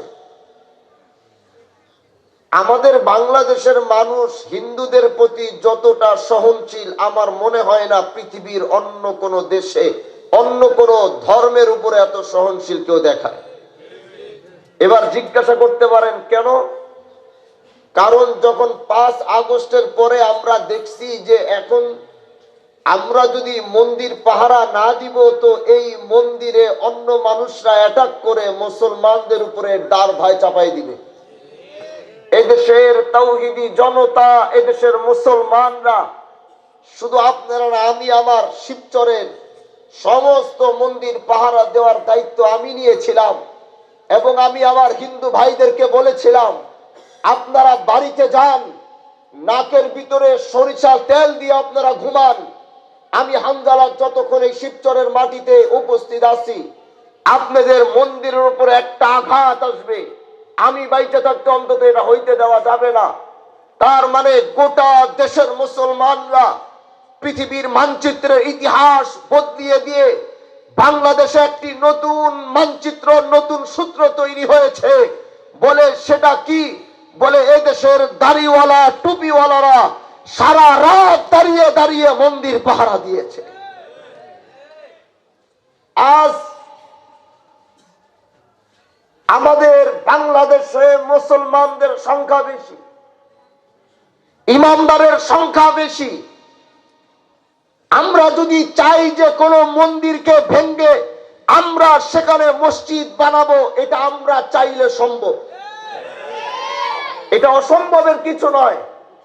কিন্তু স্বাধীনতার এই 50 বছর পরেও বাংলাদেশে এত কোটি কোটি মুসলমান, তারপরেও বাংলাদেশ স্বাধীনতার পরেও আজও কেউ দেখাইতে পারবে না, কেউ কোন ইতিহাসের পাতা ঘুরিয়ে বলতে পারবে না বাংলাদেশের কোন মুসলমান কোন মন্দিরকে ভেঙে সেখানে মসজিদ তৈরি করেছে? বলেন দেখাইতে পারবে কিনা? দেখাইতে পারবে না। আর আমরা যদি ভারতের দিকে তাকাই, যেখানে 100 কোটি আছে হিন্দু আর মাত্র 30 কোটি মুসলমান, সেইখানে আমরা দেখেছি আমাদের বাবরি মসজিদকে ভেঙে সেখানে রাম মন্দির তৈরি করা হয়েছে। আর সেই রাম মন্দির মোদী নিজে উদ্বোধন করছে। আমরা চাইলে তো সম্ভব ছিল মন্দির ভেঙে মসজিদ বানানো। আপনারা বাবরি মসজিদ ভেঙে রাম মন্দির বানিয়েছেন, তাও তো এই দেশের কোন মুসলমান এদেশের কোন মন্দিরকে ভেঙে কোন মসজিদ বানাবার চিন্তাও করে নাই। আমাদের শিক্ষা এটাই ইসলাম আমাদেরকে দিয়েছে। আমরা আমাদের ইসলামের শিক্ষার আদর্শের উপরে চলি। আমরা কারো বুদ্ধি নিয়ে চলি না। আল্লাহর কোরআন আমাদেরকে বুদ্ধি দেওয়ার জন্য যথেষ্ট, আল্লাহ নবীর হাদিস আমাদের জন্য যথেষ্ট, আমাদের আকাবিরে উলামায়ে কেরাম আমাদের জন্য যথেষ্ট। কিন্তু আজ ইসকনকে নাম দিয়ে ভারত বাংলাদেশ আর বাংলার মুসলমান আর বাংলার হিন্দুদেরকে যেই দাঙ্গা বাজানোর স্বপ্ন আপনারা দেখছেন, এদেশের মুসলমান সেটা কোনোদিন হইতে দিবে না। এদেশের মুসলমান সেটা হইতে দিবে না। এজন্য বাংলার তাওহীদি জনতাকে বলবো, আপনারা ধৈর্য ধরুন। বিজয় সবসময় মুসলমানদের হয়েছে। আমরা ধৈর্য ধরেছি। ইন্নাল্লাহা মা'আস সাবিরিন, যে ধৈর্য ধরে তার সাথে আল্লাহ পাক নিজে থাকে। এজন্য আমরা কোনোদিন অস্ত্র আমাদের হাতে তুলে নিব না। আমরা বাংলাদেশের আইনকে শ্রদ্ধা করি, বাংলাদেশের আইনকে আমরা মাথা পেতে মেনে নেই। আমরা শান্ত থাকব। তারা যেই চক্রান্ত করছে এদেশের পরিস্থিতি উল্টাপাল্টা করবার জন্য, আমরা তাদের চক্রান্তের ভিতরে পা দিব না। পারবো তো ভাই ইনশাআল্লাহ? এজন্য দেশের স্বার্থে যদি কখনো আমাকে প্রয়োজন হয়, আমি দেশের স্বার্থে নিজেকে বিলিয়ে দিব। দেশকে বাঁচাবো তো আমি বাঁচবো, দেশ বাঁচাবো তো আমরা বাঁচবো। দল মত নির্বিশেষে দেশের পরিস্থিতি ঠিক করবার জন্য বাংলাদেশকে পৃথিবীর মানচিত্রে এক এমন মানচিত্র রূপরেখা তৈরি করতে হবে, গোটা পৃথিবী এই বাংলাদেশের নাম উচ্চারণ করবে এবং আমরা সেই নাম উচ্চারণ করা দেখব, আমাদের বুক ভরে যাবে। এইভাবে আমাদের বাংলাদেশকে গড়তে হবে। পারবো তো ইনশাআল্লাহ ভাই? এই মজলিসে বাহাদুরপুর গেছেন কে কে? দেখি মাশাআল্লাহ, বাহাদুরপুর গেছেন কে কে? সংখ্যা অনেক কম। আপনারা কি জানেন? হাত নামান। আপনারা কি জানেন এই অঞ্চলগুলাতে ইসলাম এবং দ্বীনের দাওয়াত আমার বংশধররা হাজী শরীয়তুল্লাহ রহমাতুল্লাহ আলাইহি থেকে শুরু করে তার বংশধররা, মানে আমার পূর্বপুরুষ দাদা জান, তার দাদা পীর বাদশাহ মিয়া রহমাতুল্লাহ আলাইহি খান বাহাদুর, তারা এই সমস্ত অঞ্চলে মুরব্বীদেরকে জিজ্ঞাসা করবেন, আপনারা যে দ্বীন পাইছেন, ইসলাম পাইছেন, এত সহজে পান নাই। তারা আইসা আপনাদের এই এলাকায় পানসি নৌকা বানতো। মুরব্বীগো মনে আসেনি? অনেক মুরব্বীরা তো হারায় গেছেন। পানসি নৌকা বানতো। পানসি নৌকা বাইন্দা তারপরে এই সমস্ত অঞ্চলগুলাতে তিনারা সফর করতেন, দ্বীনের দাওয়াত দিতেন, দ্বীনের খেদমত করতেন। এজন্য ভাই আমার, বাহাদুরপুরে যারা যান নাই, বাহাদুরপুর তো শুধু পীর আর মুরিদের জায়গা না, এটা এই ভারতবর্ষের, বিশেষ করে বাংলাদেশের এবং ভারতবর্ষের একটি ইসলামের ইতিহাসের জায়গা, যেখান থেকে ইসলামের বিপ্লবের আওয়াজ উঠেছে, যেখান থেকে ব্রিটিশ ঘেরাও আন্দোলন শুরু হয়েছে, যেখান থেকে হিন্দু জমিদারদের অত্যাচার ভেঙ্গে চুরমার করে দেওয়ার ঘোষণা আসছে, সেটার নাম হচ্ছে বাহাদুরপুর। এজন্য অন্তত একবার গিয়া, আমরা তো ক্লাস 7, 8, 9, 10 আমরা পড়েছি, ফরাইজি আন্দোলন, হাজী শরীয়তুল্লাহ। আজ হয়তো অনেক কিছু উঠাইয়া দেওয়া হয়েছে, কিন্তু এই ইতিহাস এদেশের মানুষের বুক থেকে উঠানো যাবে না। এগুলো হচ্ছে সত্য ইতিহাস। এজন্য আগামীতে বাহাদুরপুর যাবেন কে কে ইনশাআল্লাহ? একটু দেখি না, বলেন না কে কে যাবেন? আগামী বছর বাহাদুরপুরের মাহফিল হচ্ছে 19, 20, 21 ফেব্রুয়ারি। কত ভাই? 19, 20, 21 ফেব্রুয়ারি আপনাদের এই এলাকার যারা বাহাদুরপুরকে ভালোবাসেন, মোহাব্বত করেন এবং যারা বাহাদুরপুরে কখনো যান নাই, কিন্তু এরকম মানুষও আছে যাদের বাপদাদারা গেছে, সন্তানরা এখনো যায় নাই, এরকম মানুষ আছে নাই মজলিসে? এখানে অনেক যুবক আছে যাদের বাবা চাচারা, যাদের পূর্বপুরুষরা বাহাদুরপুরে যাইতো, তারা কোনোদিন যায় নাই। এরকম কি কেউ আছে নাকি এই মজলিসে? আছে এরকম যে বাবা যাইতো আপনি যান নাই? এরকম আছে নাকি কেউ? বাপ দাদারা বংশধররা যাইতো আপনারা যান না, এরকম মানুষ আছেন নাকি? হাতগুলা দেখি তো একটু। অনেক মানুষ আছে এরকম, অনেক মানুষ আছে। আপনাদেরকে কাছে বলবো, আপনাদের বাপ চাচারা হক আস্তানায় গেছে না বেদাতি আস্তানায় গেছে? আপনাকে গিয়া নিজের চোখে একটু দেখা দরকার আছে না? এজন্য আপনারা একবার হইলেও বাহাদুরপুর যাবেন, একবার হইলেও নিজের চোখের সামনে সেটা নিজের চোখ দিয়া দেখে আসবেন। পারবেন তো ইনশাআল্লাহ? বলেন পারবেন তো ইনশাআল্লাহ? আমরা এখনই দোয়া করব, আর বেশি লম্বা করব না। হায়াতে বাইচা থাকলে আবার কথা হবে, আবার দেখা হবে। সেই পর্যন্তই আজকের এই মাহফিলের আয়োজন যারা করছেন, জান দিয়া, মাল দিয়া, টাকা দিয়া, দৌলত দিয়া, যে যেভাবে সহযোগিতা করছেন, সবাইকে আল্লাহ পাক যেন কবুল করে। কি ভাই, আরেকটা বিষয় হচ্ছে, বছরে একবার আপনাদের এখানে আসি। আপনারা জানেন, হয়তো বাহাদুরপুরকে যারা ভালোবাসেন আপনারা জানেন, বিশাল বড় মার্কাজ এটা। আমাদের পীর মোহসেন উদ্দিন আহমেদ দুদু মিয়া রহমতুল্লাহ আলাইহির নাম শুনছেন? কেউ আছেন নাকি এখানে? হ্যাঁ, দুদু মিয়া রহমতুল্লাহ আলাইহির নাম শুনছেন? মাশাআল্লাহ, অনেক মুরব্বীরা আছেন। দাদাজান রহমতুল্লাহ আলাইহির নামে আমাদের ওইখানে একটা এতিমখানা আছে। আপনারা জানেন 4 কোটি টাকার প্রজেক্টের, 4 কোটি টাকার বিল্ডিং এর কাজ চলতেছে সেখানে। এই পর্যন্ত 80 লক্ষ টাকা সেখানে খরচ করা হয়েছে। এজন্য ভাই, বাহাদুরপুরের অনেক মুহিব্বিন আছে দেখে এই কথাটা বললাম, না হলে বলতাম না। যারা বাহাদুরপুরকে ভালোবাসেন, আমাদের এখন প্রায় 7 টন রড, প্রায় 4 মানের কাজ করতে আছি। আর এই মুহূর্তে যদি আমার মৃত্যু হয়ে যায়, এই কাজ তো জিন্নাতরা করে। এরা তো দুষ্ট জাতি, আমি না থাকলে এরা ঠিক মতো কোনোদিন কাজও করবে না। এবার আল্লাহ পাককে ডাইকা বলে, আল্লাহ, আজরাইল দাঁড়ায় রইছে নেওয়ার জন্য। ওগো মালিক, তুমি তো দেখছো আমি তোমার ঘর বানাই, মসজিদ বানাই। আল্লাহ, এই মসজিদের কাজ আমি জিনদেরকে দিয়া করাই। ওগো মাওলা, ওগো আল্লাহ, যদি এই মুহূর্তে আমার মৃত্যু হয়ে যায়, ওরা ঠিক মতো এখানে কাজ করবে না। আল্লাহ, আমারে কি আরেকটু হায়াত বাড়ায়া দেওয়া যায় না? আল্লাহর কাছে একজন নবী হায়াত চায়, আল্লাহ আমারে কি আরেকটু হায়াত বাড়ায়া দেওয়া যায় না? আল্লাহ সুলাইমানকে ডাক দিয়া বলে, এরে সুলাইমান,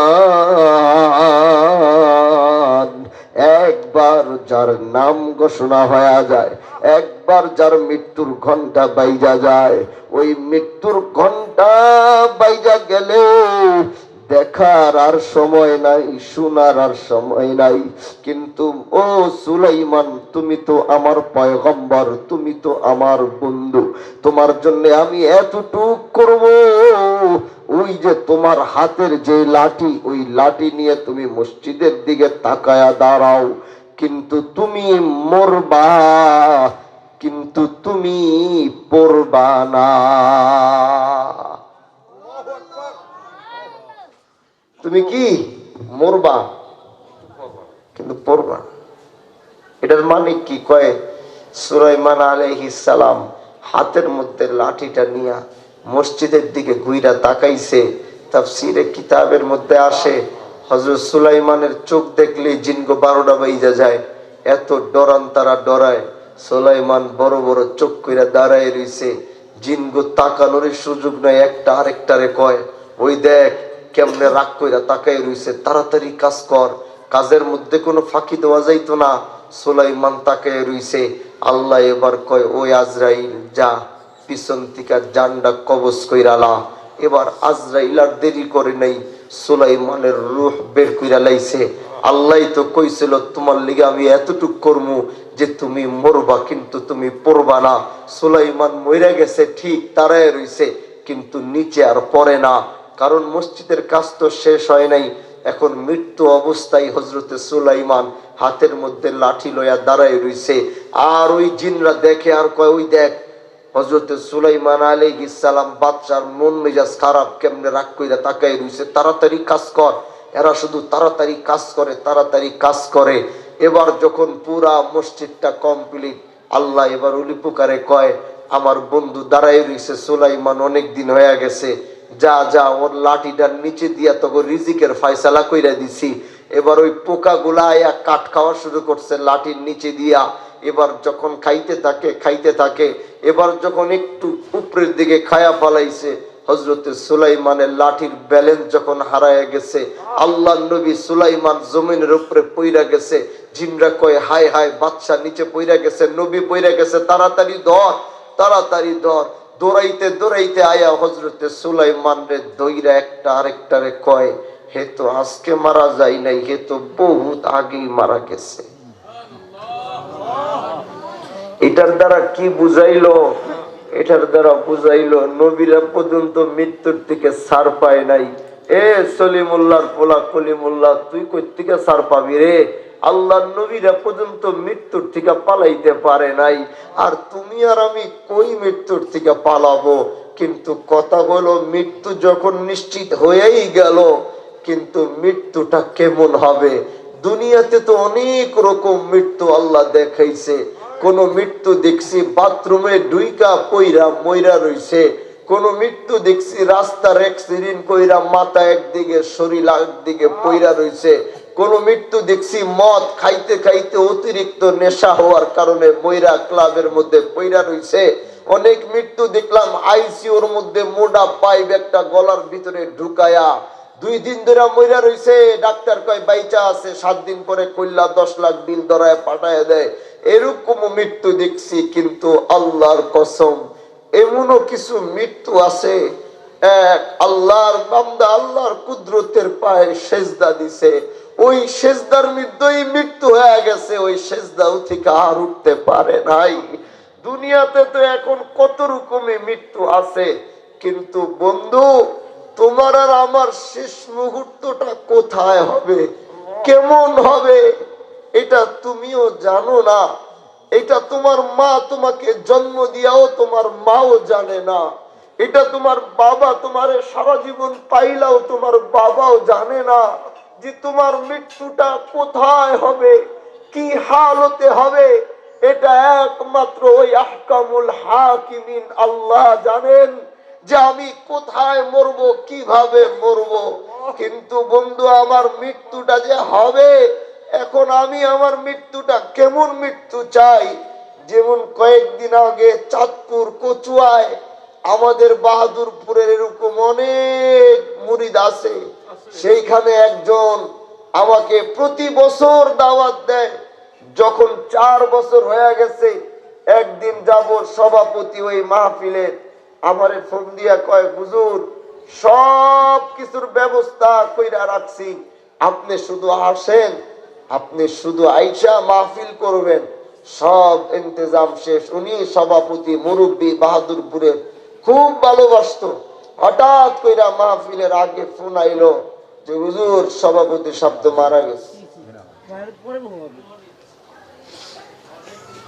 মাহফিলে গেলাম, দিলটা লাগায়া অন্তর লাগায়া কথাগুলো একটু বুঝবেন রে ভাই। মাহফিলে গেলাম, মাহফিলও শেষ করলাম। যুবকদেরকে জিজ্ঞাসা করলাম সভাপতির মৃত্যু কেমনে হইছে। যুবকরা বলল, হুজুর আপনি আসবেন বলে আপনার আসার আগে তিনি তার মেয়ের বাড়ি কুমিল্লায় বেড়াইতে গেছেন। উনার অভ্যাস ছিল উনি 5 ওয়াক্ত নামাজ আল্লাহর ঘরে গিয়া জামাতের সাথে তাকবীর উলা দিয়া তিনি পাবন্দির সাথে নামাজ আদায় করতেন। হুজুর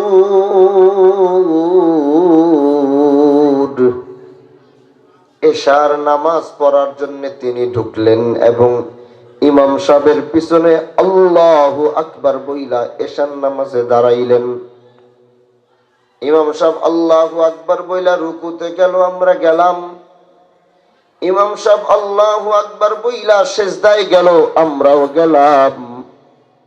ইমাম সাহেব আল্লাহু আকবার বইলা প্রথম রাকাত শেষ কইরা দাঁড়াইলেন, আমরাও দাঁড়াইলাম। এইভাবে দ্বিতীয় রাকাতও শেষ করলেন, তৃতীয় রাকাতও শেষ করলেন। ঈশান নামাজের চতুর্থ 4 নাম্বার চতুর্থ রাকাত, যেই রাকাতের পরে এশার নামাজ শেষ, ইমাম সাহেব এশার শেষ রাকাতের প্রথম সিজদায় গেল, আল্লাহু আকবার। আমরা সবাই গেলাম। ইমাম সাহেব বললেন আল্লাহু আকবার বলে বসলেন, আমরাও বসলাম। ইমাম সাহেব এবার এশার নামাজের শেষ রাকাত, শেষ সিজদা, আল্লাহু আকবার বইলা গেলেন, আমরাও আল্লাহু আকবার বইলা গেলাম। এবার ইমাম সাহেব আল্লাহু আকবার বইলা যখন উঠলেন, আমরাও আল্লাহু আকবার বইলা উঠলাম। তখনও মনে হয় কে যেন এখনো সিজদায় পইরা আছে। মনে করছি এলাকার কত মুরব্বীরা এশার নামাজ পড়তে গেলে টায়ার্ড হয়ে যায়, কাজ কইরা আসে, কাজ কইরা ক্লান্ত হইয়া এশার নামাজ পড়তে গিয়া কত মানুষ তো ঘুমায়া যায়। আমরাও মনে করছি কোন মুরব্বী হয়তো ক্লান্ত হইয়া ঘুমায়া গেছে। ইমাম সাহেব বলে আসসালামু আলাইকুম ওয়া রাহমাতুল্লাহ, আসসালামু আলাইকুম ওয়া রাহমাতুল্লাহ। আমরা দৌড়ায় গেলাম, দৌড়ায়া ইমাম সাহেব দেখি এখনো যায় নামাজে বসা। আমরা দৌড়ায় ওই মুসল্লির সামনে গেলাম, চায়া তারে ডাক দিতে গেলাম, চাচা ওঠেন না, নামাজ তো শেষ। ধাক্কা দিতে গিয়ে দেখি শরীরটা কেমন যেন ছাইড়া দেয়। হাতের মধ্যে মাথাটা নিয়ে চাচার দিকে তাকাই, দেখি মুচকি মুচকি হাসে। নাকের সামনে হাতটা নিলে কোনো নিঃশ্বাস শ্বাস প্রশ্বাসের শব্দ নাই। পালস চেক করতে গেলে দেখি রক্তের কোনো চলাচল নাই, পালসের কোনো শব্দ নাই। কিন্তু চেহারার দিকে তাকাইলে মনে হয় মানুষটা এখনো জীবিত, কারণ হাসতেছে। তখনই আল্লাহর কোরআনের ওই আয়াতটা মনে পড়া যায়, ইয়া আইয়াতুহান নাফসুল মুতমাইন্নাহ ইরজিই ইলা রাব্বিকি রাদিয়াতাম মারদিয়াহ ফাদখুলি ফি ইবাদি ওয়াদখুলি জান্নাতি। কারণ চেহারার দিকে তাকাইলে মনে হয় যে এই চেহারাটা এখনো বাইচা আছে, এই চেহারার মানুষটা এখনো বাইচা আছে। কয় কেন? কয় তাকাইলে দেখি খালি হাসে মুচকি মুচকি। আল্লাহর এই আয়াতটা মনে হওয়ার কারণ কি জানেন? যখন দুনিয়া থেকে কোনো নেককার মানুষ বিদায় নিবে, ওই নেককার মুরব্বী নেককার যুবকটা বিদায় নেওয়ার আগে আল্লাহর তরফ থেকে একটা ফেরেশতাদের কাফেলা আসে। আয়েশা তারে ডাক দিয়া বলে, ইয়া আইয়াতুহান নাফসুল মুতমাইন্নাহ, এ ইতমিনান ওয়ালা নফস, এ ইতমিনান ওয়ালা নফস, ইরজিই ইলা রাব্বিকি রাজিয়াতাম মারজিয়া। এই জানোসনি কি আল্লাহ কি ঘোষণা দিছে? বলে কি? ফেলে আমার। আল্লাহ বলে ইরজিই, আল্লাহ বলে ইরজিই ইলা রাব্বিকি রাজিয়াতাম মারজিয়া। ওই রবের দিকে তোর ডাকার আগমন আল্লাহ হুকুম কইরা দিছে, তোর যাওয়া লাগবে ওই রবের দিকে। আর বলে জানোনি আল্লাহ তারপরে কি ঘোষণা দিছে? বলে কি? কয় ফাদখুলি ফি ইবাদি ওয়াদখুলি জান্নাতি। আল্লাহ তাকে দুনিয়ায় রাখা অবস্থায় জান্নাতের সুসংবাদ শুনাইতেছে। বলেন না সুবহানাল্লাহ। এবার ওই ব্যক্তি, নেককার ব্যক্তি কি বলে জানেন? ওই নেককার ব্যক্তি ডাক দিয়া বলে, ভাই তোমরা কারা? কয় আমরা তোমাকে মেহমান হিসাবে নিতে আসছি, আল্লাহ পাঠাইছেন, লাল গালিচা বিছায়া পাঠাইছেন। তো এবার ওই নেককার ব্যক্তি কি বলে জানেন? নেককার ব্যক্তি বলে, দেরি আর কেন করতেছো? আর দেরি কেন করেন? দেরি তো করার আর দরকার নাই, কারণ এই দুনিয়া, इस दुनिया ने मुझे मेरे रब से जुदा कर दिया। इस दुनिया ने मुझे मेरे रब से जुदा कर दिया। जहन्नम की तरफ खींच खींच कर लेकर जा रहा है। अरे এই দুনিয়া তো আমার রব থেকে আমাকে আলাদা কইরা দিছে। এই দুনিয়া তো প্রতিনিয়ত আমাকে জাহান্নামের দিকে ডাকে। এই দুনিয়া তো সেই দুনিয়া, আল্লাহ যে দুনিয়ার কথা বলছে, ওয়ামাল হায়াতুদ দুনিয়া ইল্লা মাতাউল গুরুর। এটা তো ওই দুনিয়া যেটা ধোঁকা ছাড়া আর কিছু না। এটা তো ওই হায়াতে জিন্দেগি, যে হায়াতে জিন্দেগি ধোঁকা ছাড়া আর কিছু না। এজন্য ভাই আমাকে তাড়াতাড়ি এই দুনিয়ার থেকে নাও, আমার আর এই দুনিয়াতে থাকার কোনো সুযোগ নাই, আর মন নাই, ইচ্ছা নাই, তাড়াতাড়ি আমাকে আমার রবের দিকে নিয়ে চলো। হাসতে হাসতে নেককার মানুষগুলা দুনিয়ার থেকে এইভাবে বিদায় নেয়। তাদের বিদায়টা এমন হয় যে বুঝাই যায় না, চোখের পলকেই তারা রবের কাছে চইলা যায়। আর যখন কোনো বদকার দুনিয়ার থেকে বিদায়ের ঘন্টা বাজে, তখন আজরাইল এক পাশে দাঁড়ায়, ও ডান দিকে দৌড় দেয়। আজরাইল গিয়া ডান দিকে দাঁড়ায়, ও বাম দিকে দৌড় দেয়। তখন আজরাইল ডাইকা বলে, এখন কেন পালাও? যখন তোমার রব তোমাকে বারবার তওবার সুযোগ দিছে, তখন তো তুই তওবা করিস নাই। যখন তোর রব তোরে বারবার সুযোগ দিছে, তুই তোর রবকে ডাকস নাই। আজকে আমাকে দেখা 7 সাগর 13 নদী পার করলো, দেখবি আমি আজরাইল ওই জায়গায় তোর জন্য দাঁড়াইয়া রইছি। তুই দুনিয়ার কোথায় গিয়া পালাবি, সেই জায়গায় দেখবি আমি তোর জন্য দাঁড়াইয়া রইছি। তুই দুনিয়ার কোন গর্তে ঢুকবি, যে গর্তে ঢুইকা দেখবি আমি তোর জন্য দাঁড়াইয়া রইছি। সে চিৎকার কইরা বলতে থাকে, বাইরে আমাকে আরেকটু সময় দাও, আমি ভুল কইরা ফেলছি, আমি অন্যায় কইরা ফেলছি, আমি গুনাহ কইরা ফেলছি, আমাকে আরেকটু সময় দাও, আমি আরেকটু সময় আমাকে দাও। তখন আজরাইল বলে, আর কোন সময় তো আল্লাহ তোমার জন্য রাখেন নাই, তোমার তওবার দরওয়াজাও বন্ধ হয়ে গেছে, এখন আর তওবা কইরাও কোনো লাভ হবে না। আল্লাহ নবী সাল্লাল্লাহু আলাইহি ওয়াসাল্লাম বলে, আল কবরু রাউদাতুম মিন রিয়াদিল জান্নাহ আও হুফরাতিন মিন হুফারিন নার। কবরটা তো ওই রকম, এই কবর কারো জন্য জান্নাতের টুকরা হবে, আবার এই কবরই কারো জন্য জাহান্নামের টুকরা হবে। এই কবর কারো জন্য অপেক্ষা করবে তাকে সুকুন দেওয়ার জন্য, আবার এই কবর কারো জন্য অপেক্ষা করবে তাকে আযাবের ভিতরে ফালায়া দেওয়ার জন্য। এবার কথা হইল, নবীর এই হাদিস অনুযায়ী তুমি তোমার কবরটা কিভাবে রচিত করতে চাও? তুমি কি তোমার কবরটা জাহান্নামের টুকরা বানাইতে চাও, না আল কবরু রাউদাতুম মিন রিয়াদিল জান্নাহ, না জান্নাতের টুকরা বানাইতে চাও, নাও হুফরাতিম মিন হুফারিন নার, নাকি তুমি জাহান্নামের টুকরা বানাইতে চাও? আল্লাহ এটা তোমার হাতের মধ্যে দিছে। দুনিয়ার যে ঘর তুমি সাজাও, এই ঘর তো তোমার সীমিত আকারের জন্য থাকবে, কিন্তু তুমি চাইলে তোমার কবরের ঘরটা দুনিয়ার থেকে তুমি চাইলে সাজাইতে পারবা। বলে সেটা কেমনে?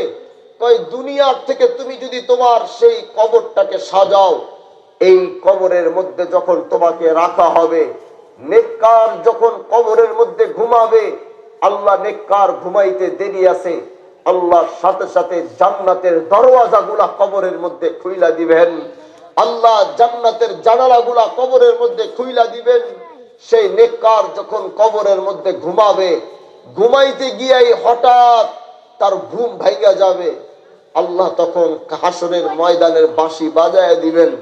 সেই কবর থেকে জাগ্রত হয়ে বলবে, কি ব্যাপার, মাত্র ঘুমাইলাম আর আল্লাহ আপনি এখনই উঠাইয়া দিলেন, অথচ মাঝে হাজার হাজার কোটি কোটি বছর পার হয়ে গেছে। এই হিসাব ওই নেককার বান্দার ভিতরে নাই। আর আল কবরু রাউদাতুম মিন রিয়াদিল জান্নাহ আও হুফরাতিম মিন হুফারিন নার। আর যখন ওই বদকারকে কবরের মধ্যে রাখা হবে, এক দিক দিয়ে রাইখা মাটি চাপা দিয়ে আত্মীয় স্বজন কবর থেকে সরতে দেরি আছে। আল্লাহু আকবার। ওই হাসরের ময়দান পর্যন্ত এই কবরটা আযাবে টুকরা হয়ে থাকবে। জাহান্নামে ঢোকার আগে কত হাজার বছর এই কবরের শাস্তি ভোগ করতে হবে, হিসাব নাই। এই জন্য দোস্ত আমার, মৃত্যু এমন জিনিস যেটার থেকে কোনোদিন পালাবার কোনো সুযোগ আল্লাহ রাখেন নাই। তোমার মা যার বাবা নিজের চোখের সামনে মারা গেছে, তারা জানে যে ওই দিনে সন্তানগুলো কত অসহায় হয়ে দাঁড়ায়ছিল। ওই দিন ডাক্তার সব প্রেসক্রিপশন ব্যবহার করানোর পরেও নিজের বাবাকে বাঁচাইতে পারে নাই। এরকম অনেক সন্তান এই মজলিসে উপস্থিত আছে, পর্দার আড়ালে এরকম অনেক মারা উপস্থিত আছে, নিজের বাবা মাকে চোখের সামনে বিদায় নিতে দেখছে, তাদের আত্মা তাদের রূহ আটকাইতে পারে নাই। এটা আপনি কেন, পৃথিবীর কোন ডাক্তার কেউ পারবে না। ঠিক একদিন আপনিও এইরকম ভাবে অসহায় হয়ে দাঁড়ায়া থাকবেন। রব্বে দুল জালালের কসম, ওই দিন আপনি শয্যায় ঠিক আপনার বাবার জায়গায় আপনি মৃত্যুর সাথে পাঞ্জা নিবেন, আপনার সন্তানও আপনার সামনে অসহায় হয়ে দাঁড়ায় থাকবে, আপনাকে আটকাইতে পারবে না। এজন্য ভাই আমার, দুনিয়ার থেকে বাঁচতে হলে তুমি মৃত্যুকে স্মরণ করো, মৃত্যুকে তুমি চিন্তা করো।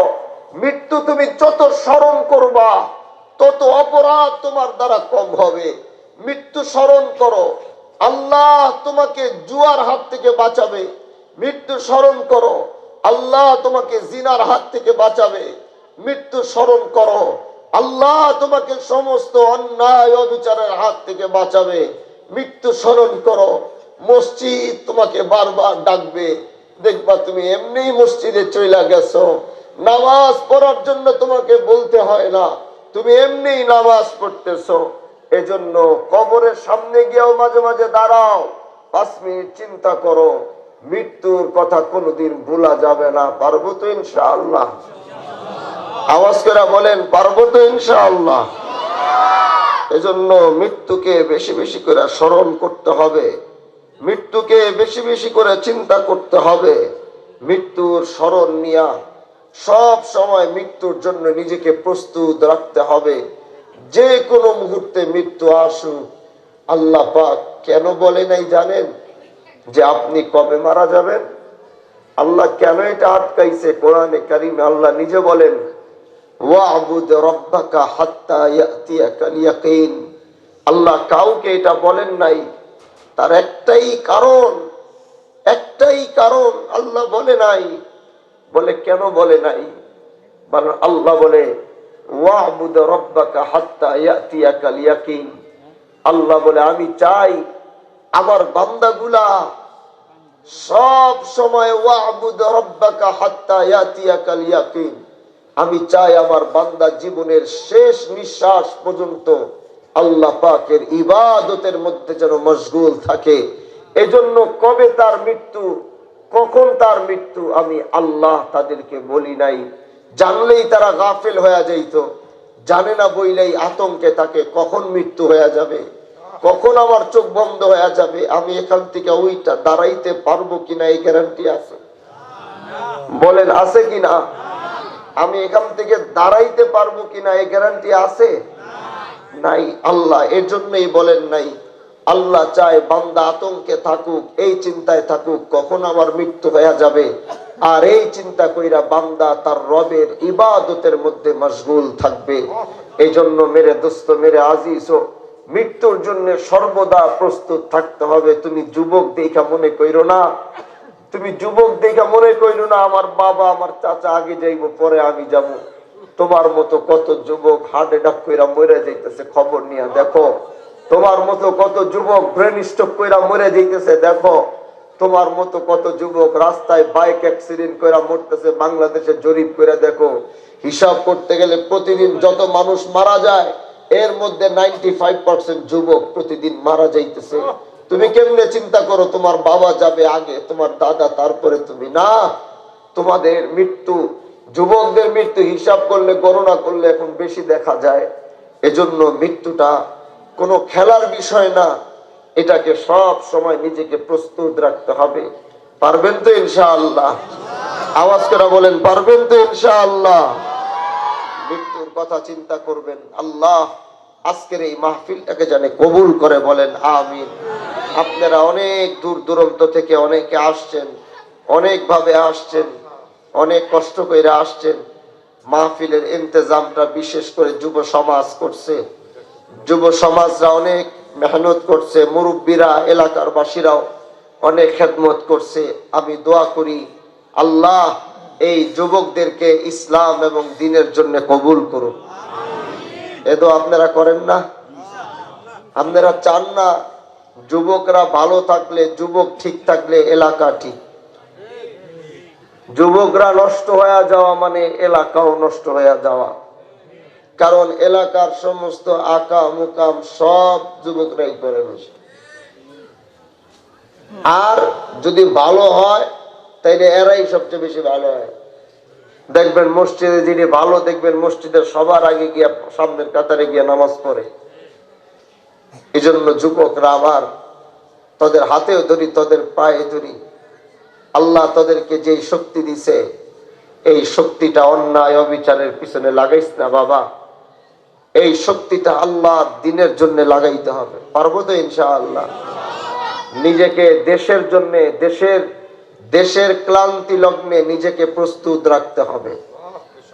কি বুঝেন নাই মনে হয় কথাটা? বুঝেন নাই? আমি কি বুঝাইতে চাইছি ওইটা বুঝেন নাই মনে হয়। দেশের ক্লান্তি লগ্নে যারা আর্মি চাকরি করে তারা যখন রিটায়ার্ড হয়, কিন্তু তাদের সাথে চুক্তি থাকে, সরকার যদি কখনো তোমাকে আবার ডাকবে তাহলে তোমার রাষ্ট্রের কাজে আবার ফেরত আসতে হবে। কি তাই না? জানেন কিনা জানি না, আজকে দেশ অনেক ক্লান্তি লগ্ন পার করতেছে। হিন্দু মুসলমান দাঙ্গা বাজানোর এক বিশাল ষড়যন্ত্র এই দেশে হইতেছে। খেয়াল করছেন কিনা আপনারা জানি না। খেয়াল করছেন নাকি এই দেশের মানুষ কিছু জানেই না, খোঁজ খবর রাখে না? রাখেন। তাহলে এখন কথা হচ্ছে, দেশ বাঁচবে তো আমরা বাঁচব। এই দেশের প্রতিটা ইঞ্চি মাটি আমাদের স্বাধীন করতে গিয়ে অনেক রক্তের প্রয়োজন হয়েছে কিনা ভাই? তাহলে আমরা এই ভারতবর্ষে ইংরেজদের নিপীড়ন, ইংরেজদের সব ষড়যন্ত্র আমাদের উপরে চাপানো হয়েছে, তখনই আল্লাহ হাজী শরিয়তুল্লাহ শাহজালাল শাহপুরানদেরকে দাঁড় করিয়েছে।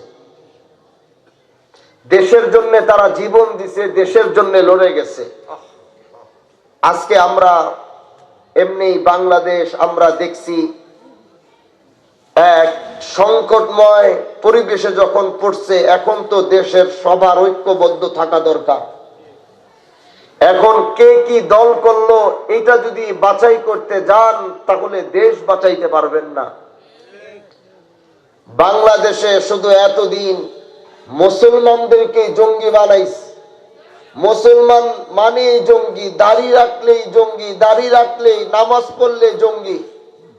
আর অথচ আমরা দেখলাম কট্টরপন্থী হিন্দু ইসকন তারা সত্যকারের উগ্রপন্থী জঙ্গি সংগঠন। এটা কেন বললাম? সচেতন হওয়ার জন্য, জানা দরকার আছে। দেখেন, ইসকন নিয়ে আজকে গোটা বাংলাদেশ তোলপাড় হয়ে আছে। আমাদের বাংলাদেশের মানুষ হিন্দুদের প্রতি যতটা সহনশীল আমার মনে হয় না পৃথিবীর অন্য কোন দেশে অন্য কোন ধর্মের উপরে এত সহনশীল কেউ দেখায়।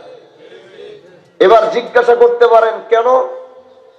কারণ যখন 5 আগস্টের পরে আমরা দেখছি যে এখন আমরা যদি মন্দির পাহারা না দিব তো এই মন্দিরে অন্য মানুষরা অ্যাটাক করে মুসলমানদের উপরে দাঁড় ভাই চাপাই দিবে। এদেশের তাওহীদি জনতা, এদেশের মুসলমানরা, শুধু আপনারা না, আমি আমার শিবচরের সমস্ত মন্দির পাহারা দেওয়ার দায়িত্ব আমি নিয়েছিলাম এবং আমি আমার হিন্দু ভাইদেরকে বলেছিলাম আপনারা বাড়িতে যান, নাকের ভিতরে সরিষার তেল দিয়ে আপনারা ঘুমান। আমি হামজালা যতক্ষণ এই শিবচরের মাটিতে উপস্থিত আছি আপনাদের মন্দিরের উপরে একটা আঘাত আসবে, আমি বাইচে থাকতে অন্তত এটা হইতে দেওয়া যাবে না। তার মানে গোটা দেশের মুসলমানরা পৃথিবীর মানচিত্রের ইতিহাস বদলিয়ে দিয়ে বাংলাদেশে একটি নতুন মানচিত্র, নতুন সূত্র তৈরি হয়েছে। বলে সেটা কি? বলে এদেশের দাড়িওয়ালা টুপিওয়ালারা সারা রাত দাঁড়িয়ে দাঁড়িয়ে মন্দির পাহারা দিয়েছে। আজ আমাদের বাংলাদেশে মুসলমানদের সংখ্যা বেশি, ইমামদারের সংখ্যা বেশি।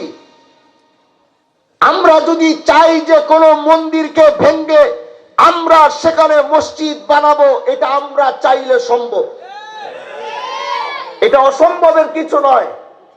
কিন্তু স্বাধীনতার এই 50 বছর পরেও বাংলাদেশে এত কোটি কোটি মুসলমান, তারপরেও বাংলাদেশ স্বাধীনতার পরেও আজও কেউ দেখাইতে পারবে না, কেউ কোন ইতিহাসের পাতা ঘুরিয়ে বলতে পারবে না বাংলাদেশের কোন মুসলমান কোন মন্দিরকে ভেঙে সেখানে মসজিদ তৈরি করেছে।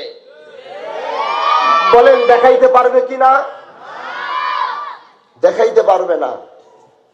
আর আমরা যদি ভারতের দিকে তাকাই, যেখানে 100 কোটি আছে হিন্দু আর মাত্র 30 কোটি মুসলমান, সেইখানে আমরা দেখেছি আমাদের বাবরি মসজিদকে ভেঙে সেখানে রাম মন্দির তৈরি করা হয়েছে। আর সেই রাম মন্দির নিজে মোদি নিজে উদ্বোধন করছে। আমরা চাইলে তো সম্ভব ছিল মন্দির ভেঙে মসজিদ বানানো। আপনারা বাবরি মসজিদ ভেঙে রাম মন্দির বানিয়েছেন, তাও তো এই দেশের কোন মুসলমান এদেশের কোন মন্দিরকে ভেঙে কোন মসজিদ বানাবার চিন্তাও করে নাই। আমাদের শিক্ষা এটাই ইসলাম আমাদেরকে দিয়েছে। আমরা আমাদের ইসলামের শিক্ষার আদর্শের উপরে চলি।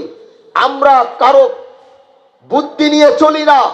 আল্লাহর কোরআন আমাদেরকে বুদ্ধি দেওয়ার জন্য যথেষ্ট, আল্লাহর নবীর হাদিস আমাদের জন্য যথেষ্ট, আমাদের আকাবিরে উলামায়ে কেরাম আমাদের জন্য যথেষ্ট। কিন্তু আজ ইসকনকে নাম দিয়ে ভারত বাংলাদেশ আর বাংলার মুসলমান আর বাংলার হিন্দুদেরকে যেই দাঙ্গা বাজানোর স্বপ্ন আপনারা দেখছেন, এদেশের মুসলমান সেটা কোনোদিন হইতে দিবে না। এদেশের মুসলমান সেটা হইতে দিবে না। এজন্য বাংলার তাওহীদি জনতাকে বলবো, আপনারা ধৈর্য ধরুন।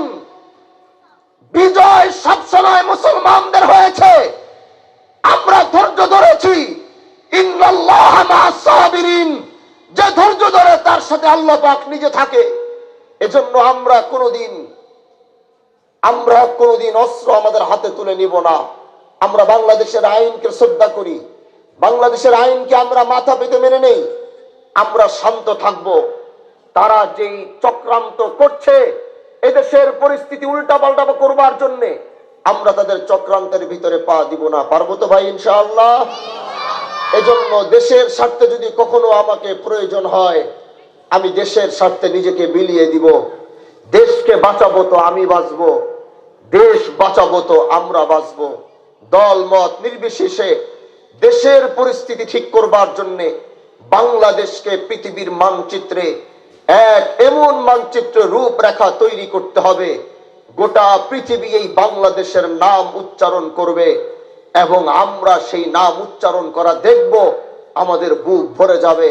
এইভাবে আমাদের বাংলাদেশকে গড়তে হবে। পারবো তো ইনশাআল্লাহ ভাই? এই মজলিসে বাহাদুরপুর গেছেন কে কে? দেখি মাশাআল্লাহ, বাহাদুরপুর গেছেন কে কে? সংখ্যা অনেক কম। আপনারা কি জানেন, হাত নামান, আপনারা কি জানেন এই অঞ্চলগুলাতে ইসলাম এবং দ্বীনের দাওয়াত আমার বংশধররা হাজী শরীয়তুল্লাহ রহমাতুল্লাহ আলাইহি থেকে শুরু করে তার বংশধররা, মানে আমার পূর্বপুরুষ দাদা যান, তার দাদা পীর বাদশাহ মিয়া রহমাতুল্লাহ আলাইহি খান বাহাদুর, তারা এই সমস্ত অঞ্চলে মুরব্বীদেরকে জিজ্ঞাসা করবেন, আপনারা যে দ্বীন পাইছেন, ইসলাম পাইছেন, এত সহজে পান নাই। তারা আইসা আপনাদের এই এলাকায় পানসি নৌকা বানতো। মুরব্বীগো মনে আসেনি? অনেক মুরব্বীরা তো হারায় গেছেন। পানসি নৌকা বানতো, পানসি নৌকা বাইন্দা তারপরে এই সমস্ত অঞ্চলগুলাতে তিনারা সফর করতেন, দ্বীনের দাওয়াত দিতেন, দ্বীনের খেদমত করতেন। এজন্য ভাই আমার, বাহাদুরপুরে যারা যান নাই, বাহাদুরপুর তো শুধু পীর আর মুরিদের জায়গা না, এটা এই ভারতবর্ষের, বিশেষ করে বাংলাদেশের এবং ভারতবর্ষের একটি ইসলামের ইতিহাসের জায়গা, যেখান থেকে ইসলামের বিপ্লবের আওয়াজ উঠেছে, যেখান থেকে ব্রিটিশ ঘেদাও আন্দোলন শুরু হয়েছে, যেখান থেকে হিন্দু জমিদারদের অত্যাচার ভেঙ্গে চুরমার করে দেওয়ার ঘোষণা আসছে, সেটার নাম হচ্ছে বাহাদুরপুর। এজন্য অন্তত একবার গিয়া, আমরা তো ক্লাস 7, 8, 9, 10 আমরা পড়েছি, ফরাইজি আন্দোলন, হাজী শরীয়তুল্লাহ, আজ হয়তো অনেক কিছু উঠাইয়া দেওয়া হয়েছে, কিন্তু এই ইতিহাস এদেশের মানুষের বুক থেকে উঠানো যাবে না। এগুলো হচ্ছে সত্য ইতিহাস।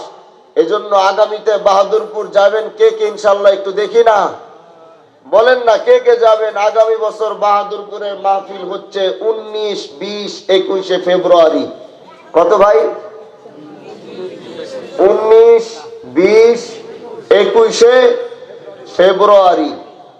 আপনাদের এই এলাকার যারা বাহাদুরপুরকে ভালোবাসেন, মোহাব্বত করেন, এবং যারা বাহাদুরপুরে কখনো যান নাই, কিন্তু এরকম মানুষও আছে যাদের বাপ দাদারা গেছে, সন্তানরা এখনো যায় নাই, এরকম মানুষ আছে নাই মজলিসে? এখানে অনেক যুবক আছে যাদের বাবা চাচারা, যাদের পূর্বপুরুষরা বাহাদুরপুরে যাইতো, তারা কোনোদিন যায় নাই। এরকম কি কেউ আছে নাকি এই মজলিসে? আছে এরকম যে বাবা যাইতো, আপনি যান নাই? এরকম আছে নাকি কেউ? বাপ দাদারা বংশধররা যাইতো, আপনারা যান না, এরকম মানুষ আছেন নাকি? হাতগুলা দেখি তো একটু। অনেক মানুষ আছে এরকম, অনেক মানুষ আছে। আপনাদেরকে কাছে বলবো, আপনাদের বাপ চাচারা হক আস্তানায় গেছে না বেদাতি আস্তানায় গেছে, আপনাকে গিয়া নিজের চোখে একটু দেখা দরকার আছে না? এজন্য আপনারা একবার হইলেও বাহাদুরপুর যাবেন, একবার হইলেও নিজের চোখের সামনে সেটা নিজের চোখ দিয়া দেখে আসবেন। পারবেন তো ইনশাআল্লাহ? বলেন পারবেন তো ইনশাআল্লাহ? আমরা এখনই দোয়া করব, আর বেশি লম্বা করব না। হায়াতে বাইচা থাকলে আবার কথা হবে, আবার দেখা হবে। সেই পর্যন্ত এই আজকের এই মাহফিলের আয়োজন যারা করছেন, জান দিয়া, মাল দিয়া, টাকা দিয়া, দৌলত দিয়া, যে যেভাবে সহযোগিতা করছেন, সবাইকে আল্লাহ পাক যেন কবুল করে। কি